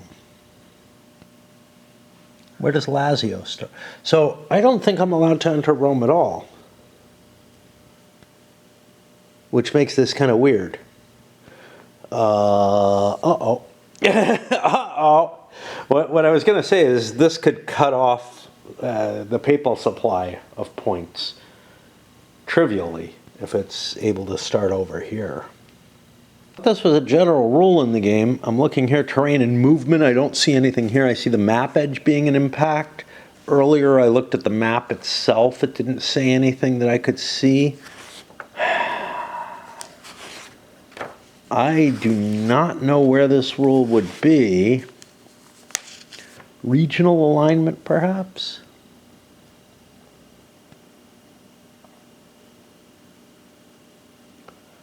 Yeah, I don't know. And that to me means I have to keep looking. Pontoon bridges, we don't have those. Because I don't fucking know where it would be. It's not under optional rules. I don't think it's under Ferradino's specific rules.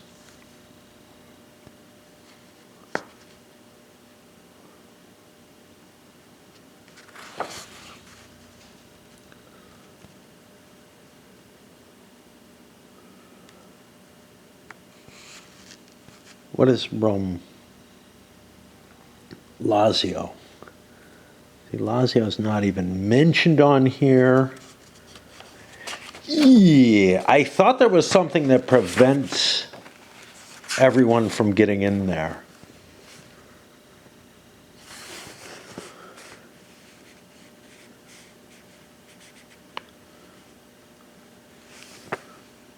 See, here they say... the city of Benevento is a papal enclave, part of Lazio region, papal states, outside the territory of Principato Ultra. Yeah, okay, that's fine. That doesn't say I can't move into it. I don't know where I found this, where I had this idea. Because, I mean, almost certainly cutting this off and moving down seems of value. The only question is, would I still have a line of communication from Salerno? And I don't see why I wouldn't. That cuts down this way or cuts down this way.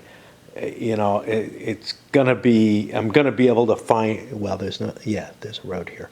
I'm gonna be able to find a road. It's possible that the Allies could screw it up. So I don't know. I'm gonna get me another pipe and start studying the rules again.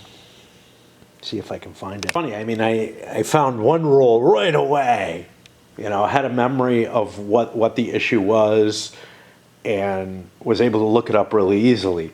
But then there's these others where it's like, did I just imagine something and maybe saw something outside the territory and thought outside for all game purposes and just thought it was outside the game?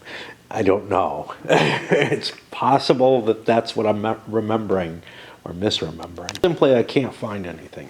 And I think that means that I can seize the Roman supply source rather trivially. It doesn't take a siege or anything. It takes like a movement point, if I so desire. This would be unfriendly territory for attrition purposes, which might be a reason not to do it, but I really don't see myself being able to maintain this. The French are going to come down. I think that I may be mixing it up you know, my memory of not being able to move into the Papal States, maybe something from Tanto Monte, but I swear it was from this. I can't find anything, neither in the scenario rules nor elsewhere. If somebody's familiar with the game and tagging along still, I know at least one person who was interested in it. I don't know if they actually played it or not. Gave up because of moving camera. Well, that's life. That shit happens. Yeah, it does bring to mind, you know, the simple fact that pretty much everything I play this way. Even games that I'm pretty familiar with, I may not know, you know, I may not know all the rules down pat. And it's especially telling in a couple of cases, one of which is with the old classics, you know. I play something like Africa Core. There it is. And, you know, somebody's like, hey, you didn't make your 2-to-1 attack there on that turn. Of course you lost. You know, it's like, okay, well, you know, if something's that obvious, it should just be in the fucking rolls, right? Like, you know, if something's obviously, you know, that's book that's developed through play or whatever, but it's pretty easy. But it's like, I don't tend to study games at all. But also sometimes with more modern games that are recently released, it's like kind of this feeling of, well, why aren't you already an expert in this? Why are you doing videos if you're not? Well, it's just not what I do, man. It's not what I do. I think people are getting more understanding, but, you know, and I'm good on corrections and whatnot showing up. It's just, I really hate when I get this kind of, oh, well, this is worthless because he doesn't know the game inside and out. What the fuck, man? Luckily, with a game like this, I don't think that's ever expected because it's on the fringes of the hobby and whatnot. And only really people like me tend to play these games.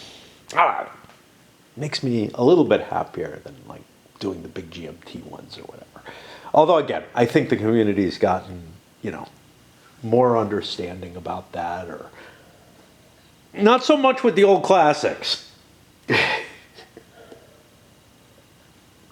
So where the hell am I? I collected my points. I converted, got rid of all of these. Ferradino did not pillage Naples because he already owns this area and he doesn't want to lose control. So the points were not worth it. So I think I'm at the point of picking orders, and that includes for the baronials. And again, I'm going into, yeah, that thing's charging a lot more. I think it somehow, like, was in a position where it just drained the battery just sitting here on the table. I mean, for like an hour or less. A bunch of the baronials have kind of activated in the sense of giving themselves maneuver orders or whatever. And they're going to have attack orders. Notably, like the French here, to try to cut this supply line going back. Of course, Colonna is available, but why did I not do it earlier? I don't know. Felt like things were kind of stately here before, but now the whole world's gotten chaotic, right?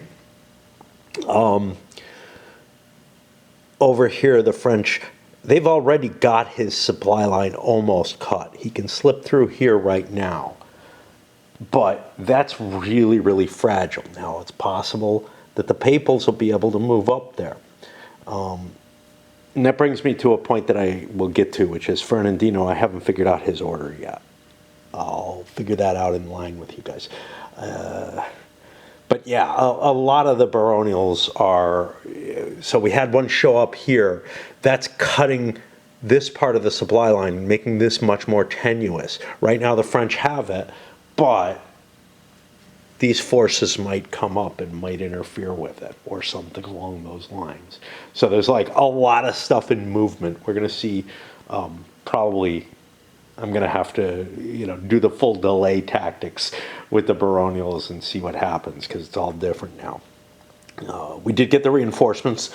Ferradino took one directly with him. He could leave that as a garrison in Naples and move towards Salerno. But he has to maintain his supply line to actually siege Salerno, to qualify for siege. So I think so. Yeah, attack is. You need an attack order to start a siege, but to even qualify for having a siege, you have to have a line of communications. So I'm not going to be able to get Salerno, which is one of my key goals, right? Which I think I can manage. We'll see. Montpensier had to go into a garrison order. That luckily is free even for the major force. This is so he can recover his unit, but he may have to pay more. Alviano is accomplishing his attack order now so that he can get in there and start that siege. We got a unit over here hoping to come down and help, gain control of some of the roadways or whatever, or else reinforce. I don't know. Guerra, I can't figure out what to do with Guerra. I left him in garrison. I just don't fucking know. He's kind of useful in that he can affect who goes first and whatnot. So, yeah, whatever. The Papal Minor is prefixed and prepaid for. Obviously, Presi and Aubigny are in garrison. Gonzaga and Cordoba, with their previous attack markers, had to go into stand, which means they won't be able to actually attack in any form in the siege, but they would. Actually, I think I can do the skirmish attack, storm the gates or whatever, even with this. But they are able to just maintain the siege. And I should have siege markers on stuff. It doesn't feel like they're all that necessary with the earthworks on top and whatnot. But that's it. The other one was resolved, and the final one didn't actually happen. Colonna, moving up, try to deal with whatever's happening up there. He's got a couple of baronials with him now, which is not enough to storm a castle, but it is enough to siege one and try to starve it out. And so now, the big question with Ferradino is, do I want to start moving without a guaranteed supply line remaining? It's pretty obvious to me that the French are going to be able to cut this line. Now, this looks like swamp, but this looks like a different kind of swamp.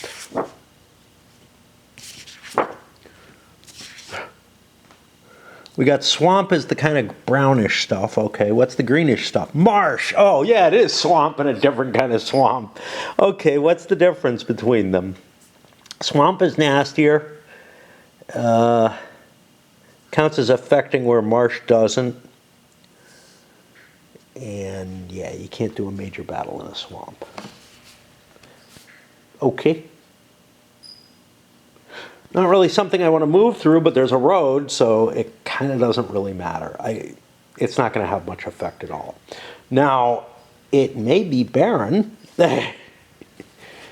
which would be a real effect. What counts as barren? Swamp. Okay, but not marsh. So the nasty stuff, the really nasty part of the swamp. Okay, points-wise, the French have gotten themselves up to a decent points quantity with the sheep, with Montpensier not spending any. The Spaniards are at a huge amount because that's what they do, and I did add the strength point. So I guess it's time to start. Oh, I got to think about Ferradino. I don't know. It's like I'm safe from this shit. It can't take Naples if I leave a garrison behind.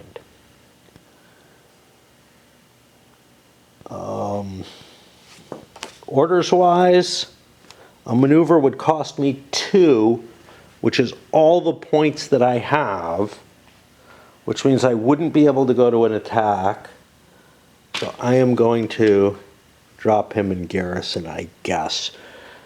I don't like this because I need to get Salerno and Naples, and I want to get them before Montpensier shows up. Are those my only victory conditions down here? Gaeta, which I already have, yeah. So I need those 3 ports, and then I need victory in the south. The victory in the south looking impossible, but whatever. All right, so I think we're at the maneuver, or the activation stage. I need to refill my tea, maybe watch some more. This has been a heavy turn in terms of in terms of figuring out what everybody's doing, because again, everything became chaotic all at once. Activations and the messiness of the situation put me in a place where I'm again out of activation markers. I kind of did things in orders that I maybe wouldn't have done them because of that, so that I can clear, I would say, this line up. This one's not behind that, so I might do this line and just clear everything up here. Mark that off with my tweezers. There aren't a lot of allied units left that have to be activated. I think just those 2. So it was pretty close to getting me through. But I think I'm done enough. I want to hold this fort, so we got some units moving down, but otherwise nothing too exciting.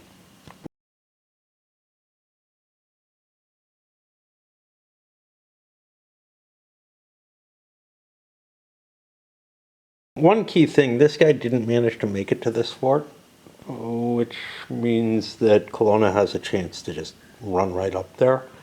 Might even have a chance to launch an attack. That he has the wrong orders. Anyway, on to the weird kind of initiative system.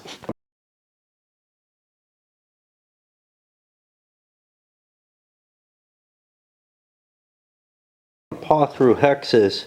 I'm putting the activation markers for these garrison guys who are rolling, trying to eat up time to get to the real movements.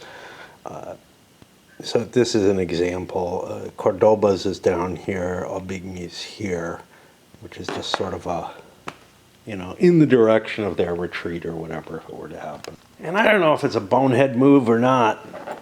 The Papal, see, they start with a maneuver order. It comes in the reinforcement phase. When do reinforcements happen? They happen here in the activation, after I got any chance to give orders or whatever. So there was nothing I could do about this. Had he had attack orders, he could have either pushed into here to siege it or gone across the river to attack in the swamp with an all-cav force, because he has a lot of movement points with that. Even though he got his like -3 or whatever, he still had 6 movement points. Instead, he's not really able to do either of those things, which is a pity, but such is life, I guess. And that means the French have the remainder of the activations. Aubigny's been used, Pressy isn't doing anything. We've pretty much tied everything else down. Montpensier has already fired off for some reason. I don't know. Pressy was better, but I made an accident there. Guetta's not doing anything, which means Alviano, we get to see if he gets to go. He is A3. He's almost certainly going to be able to.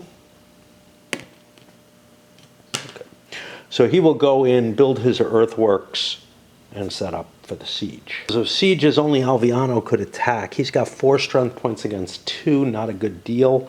So all of those are going to be resolved as attritions because Gonzaga and Cordoba are both in stand orders, which allows them to keep the siege going, but not to make any attacks. And the only effect was Pressy lost a strength point.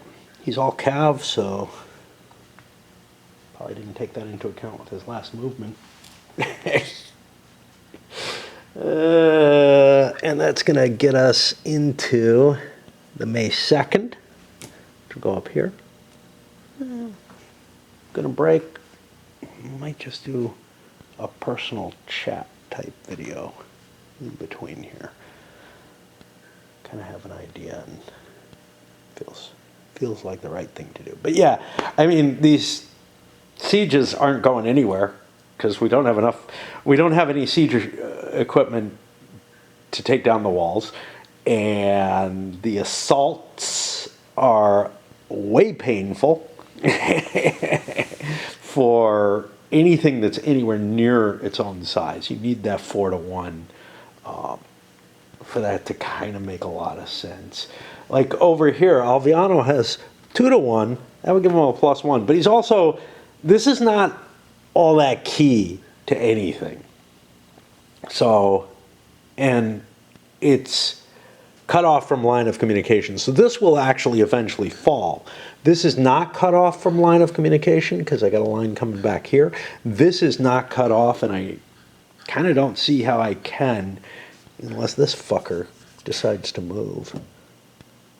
It's a hard move for him to make. And if I lose that castle, I lose the territory, which would be bad. So I'm kind of like, yeah, I don't know what to do. And these aren't going to convert over on their own or anything. They have to be beaten in battle. Not that, you know, the event that would have converted them over is done anyway. So we're not really seeing too many opportunities for anything interesting to happen, except the French are getting another pile of troops, which I think can just cut Rome. Of course, will I be in supply? This doesn't go through the town. I don't know if that matters. This doesn't connect. But this road works. Goes through towns, but they're not fortified, so it's no big deal. So yeah, so I have supplies running this way, so coming in this way is not a terrible choice. And if I can come down this road, this supply source is essentially gone for them because I have this castle here, right? No, that's Cerro di Lavoro. How about that? That's actually not. So I don't have supplies coming down this way. I have supplies this way. I might have to take Tivoli and Rome. You know, once I take Rome, this supply source is dead, at least as long as Rome is held. So like, that does what I'm thinking of anyway, and then I can keep coming down. I don't see much point to sending the papal forces or the French forces this way. The only thing that's at stake here is if there's an Allied victory, whether or not it's, you know, the super Allied victory, which looks impossible right now, which is why this guy's wandering down to try to help get that the standard victory.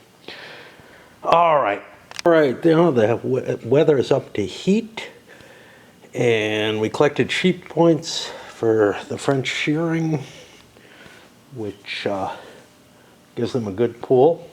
Of course, they won't get them again in this game. This is the final turn here. And, well, I get to look and see if, all right, so what do we got here? We got the supply source. I can move this. That puts me in a problematic situation, but I'm really not sure I'm going to be able to bust through.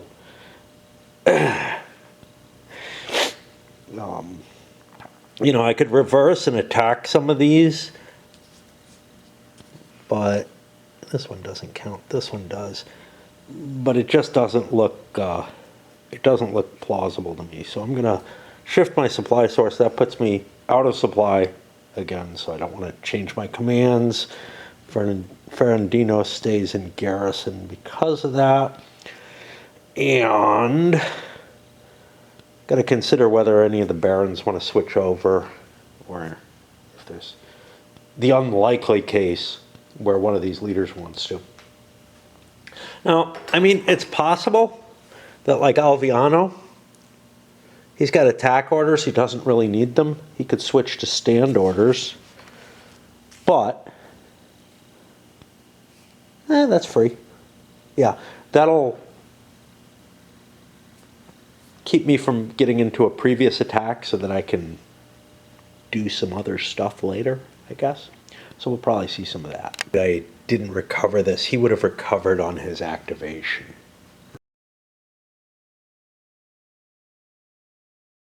Blood powers.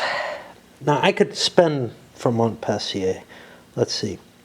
He's in a stand order, which cost 1. If I wanted to go to a maneuver order, it would cost me 2 more. I think it's worth it. Get him moving. Other than that, I spent a point for the Papals to switch to an attack order so that they can start kind of clearing the way.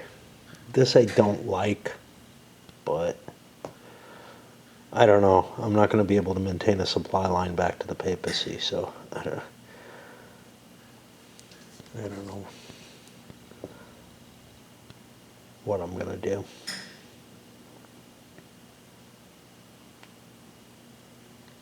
Yeah. Those French troops are potentially a real problem. And over here, Colonna went to an attack order because it's almost guaranteed these are going to move into there. I've got to take that, and actually, that's going to screw up my supply line no matter what. There is nothing I can do about it, which I believe will prevent me from being able to actually maintain the siege. I'm not positive of this. Let me check.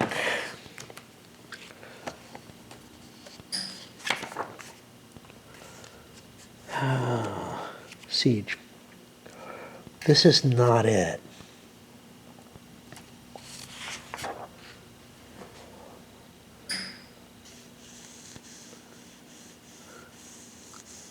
Oh, I should have some siege status markers on these things. There's nothing that's changing them because the artillery is not there, presumably, but let's see, we should have one here. We should have one here, and we should have one there. I'm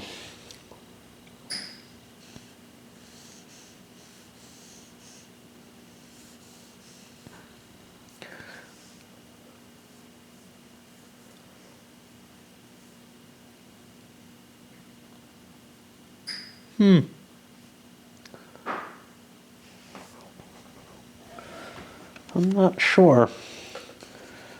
Defending force will continue to occupy the fortress and is besieged. Actually, I don't see anything that says the line of communications being breached ends the siege. So here we've got the moment of declaration with an attack order if a siege status marker is not already there. I don't think the line of communication is necessary.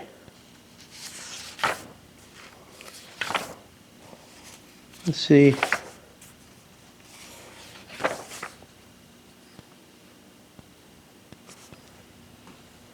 If it says anything here.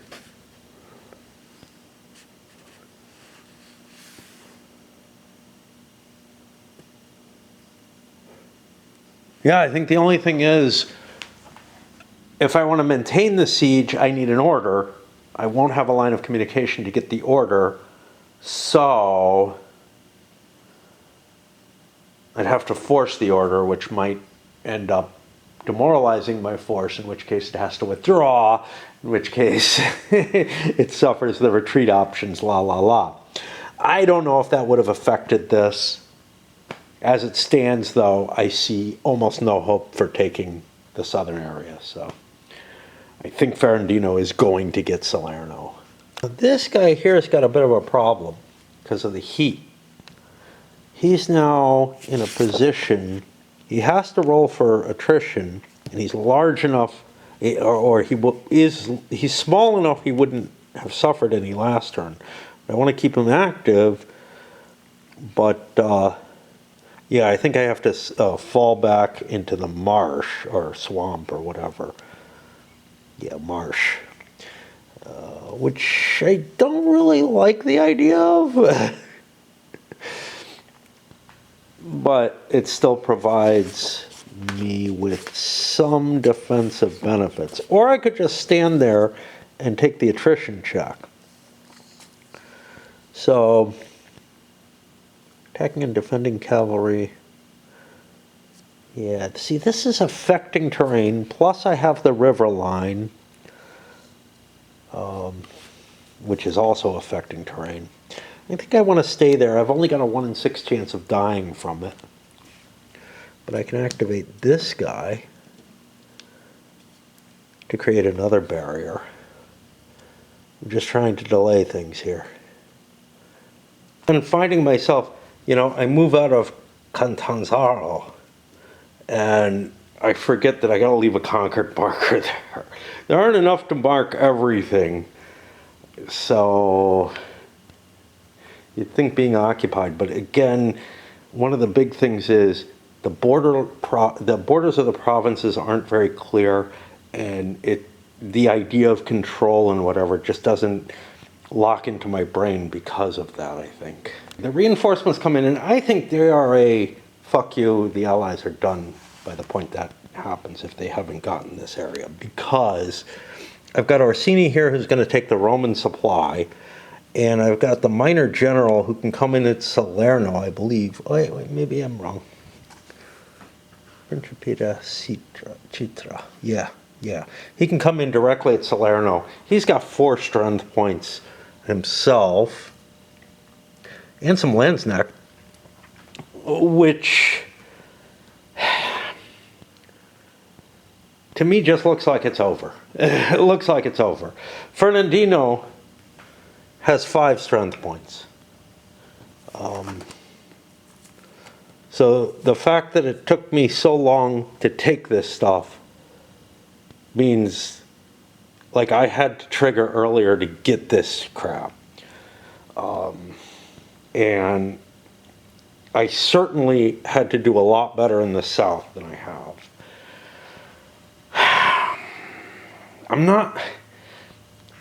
I don't enjoy the mechanisms of this system enough to really want to just play it out. I don't feel like there's much more I'm gonna see, right? I don't know. Let's finish this turn and we'll see where that gets us. But yeah, I don't see how I'm gonna do it. I move too slowly. This siege looks impossible, honestly, as does this one. And this one is going to be the same. I just don't see how the Allies can manage their historical results unless the French basically play into their hands and meet them in open battle for some reason. This is the extent of my movement. I had to, again, barricade off. With Spanish, or whatever, Spanish allied forces moving forward up here. One notable thing is the Spanish came out of here cutting the supply line, but for this castle. The French force that was here, I had it under technically maneuver, the way I had said things, but if I had thought about things, I would have put them under attack. So I should have an attack order for that French unit there. Is there a significant difference? Yeah, the one difference that there is that that'll give him a previous attack, which means if he wants to continue attacking, he has to make the discipline check or whatever. So he's going to be getting a previous attack. But I definitely did not want this getting cut. So there's a problem with that because you assign the orders.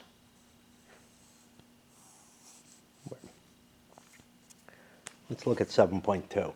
I believe it's simultaneously and hidden, which means I wouldn't have the piece of information that he was maneuvering.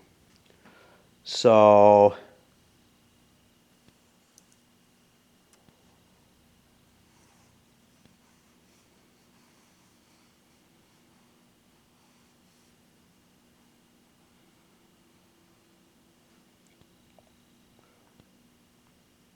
it doesn't actually say there. Maybe it says here. But I'm pretty sure orders are not visible to the opponent. I don't know. I don't see anything that states that, but I'm pretty sure that would be the case. So I actually think that I'd be here. I'd probably have my maneuver order. And if I can't enter that hex, then I will go here, which I had enough movement for, which puts a threat on this. That could cause the surrender of that entire area.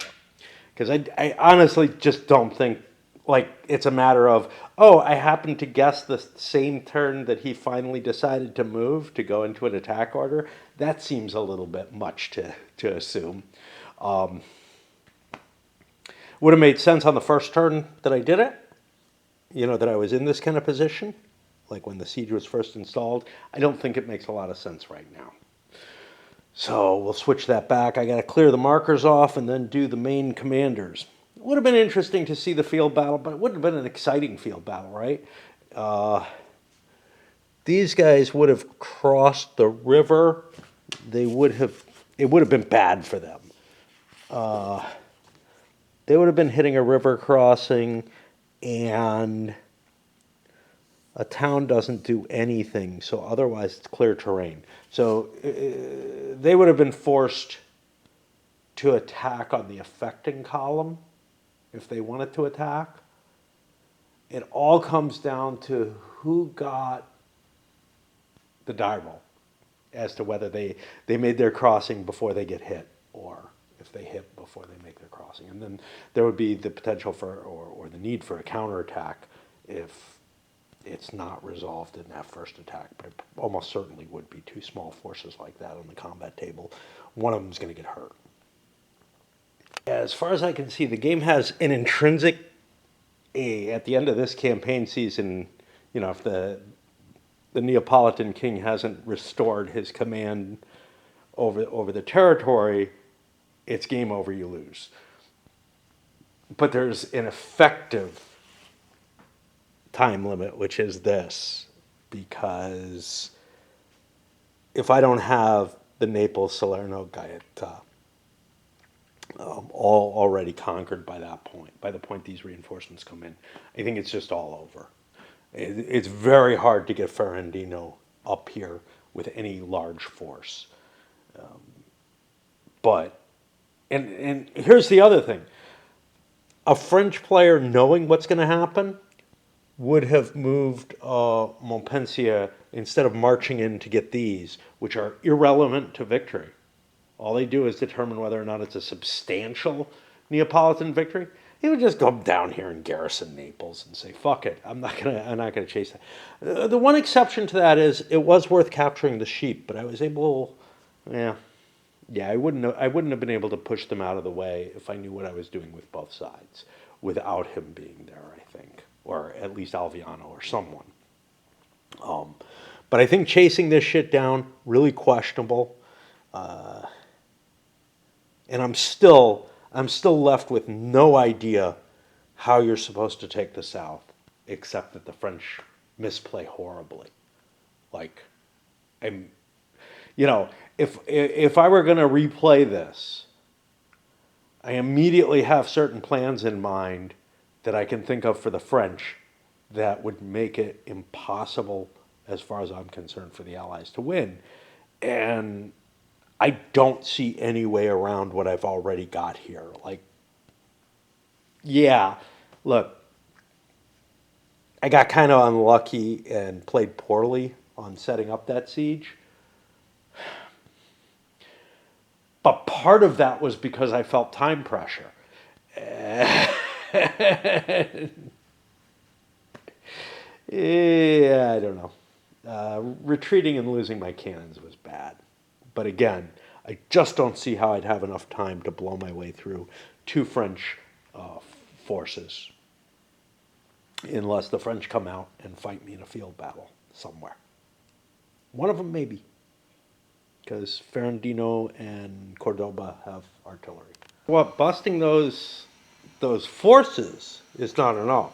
There's still all these damn baronial troops that the French have that do not disappear. Like, I get control of an area, but the baronials still support the French. If they defected or something, it would make a lot more sense to me as to having a chance. But I can't see how I'd have enough activity. Now, I wouldn't have to use just my major leaders. I could split out some minors. I have 2 Spanish minors I'm not using, etc. But it does take at least 4 and probably about 8 strength points. And Cordoba barely has that. He's sitting at 9, 10, 11, 12, right? To be able to take one of those by storm. By siege, like just sitting there and, well, each one has a 1 in 6 chance each turn while it's being sieged. And there's just so many different layers of crap in the way. Now, if I could have moved a little quicker, got that siege underway right away, yeah, maybe, maybe I would be able to, because one of the key things is I say, I couldn't see handling that. Well, in a way I can. Ferradino goes up here, captures this early. After this falls, Cordoba swings into play and gets his artillery over there, wherever Pressy ends up being. He was over here before, and takes him out. So Gonzaga and Cordoba can do that together. But with the previous attack markers, with all those baronials in the way, with all kind of shit in your way, it just seems like you would have to be incredibly active to achieve the results that the scenario seems to expect. And very lucky at the same time, because you'd be like, making discipline checks because you're doing previous attacks and stuff like that. It's my view, at least, from this little bit of tinkering around. I'm gonna quit. I just don't see the point to playing out. Certainly not the rest of it. And then I say, well, what about this turn? Even just playing out the mechanisms of the different command checks and everything just feels like it's going to be a pain in the ass to no real avail. Like, I'm not going to be able to starve Aubigny down low enough that like I can assault him or anything in the course of play. Same thing goes with Pressy. It's just, and I'm not going to starve them low enough that they just dissolve. They're not like the baronial forces. This is going to go. This is not. This is not. This is not.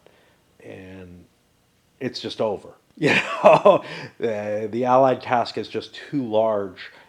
And I don't know if it's even possible, to be honest. All right. So given that, I'm going to load this up as a quit and wrap or something like that, because I think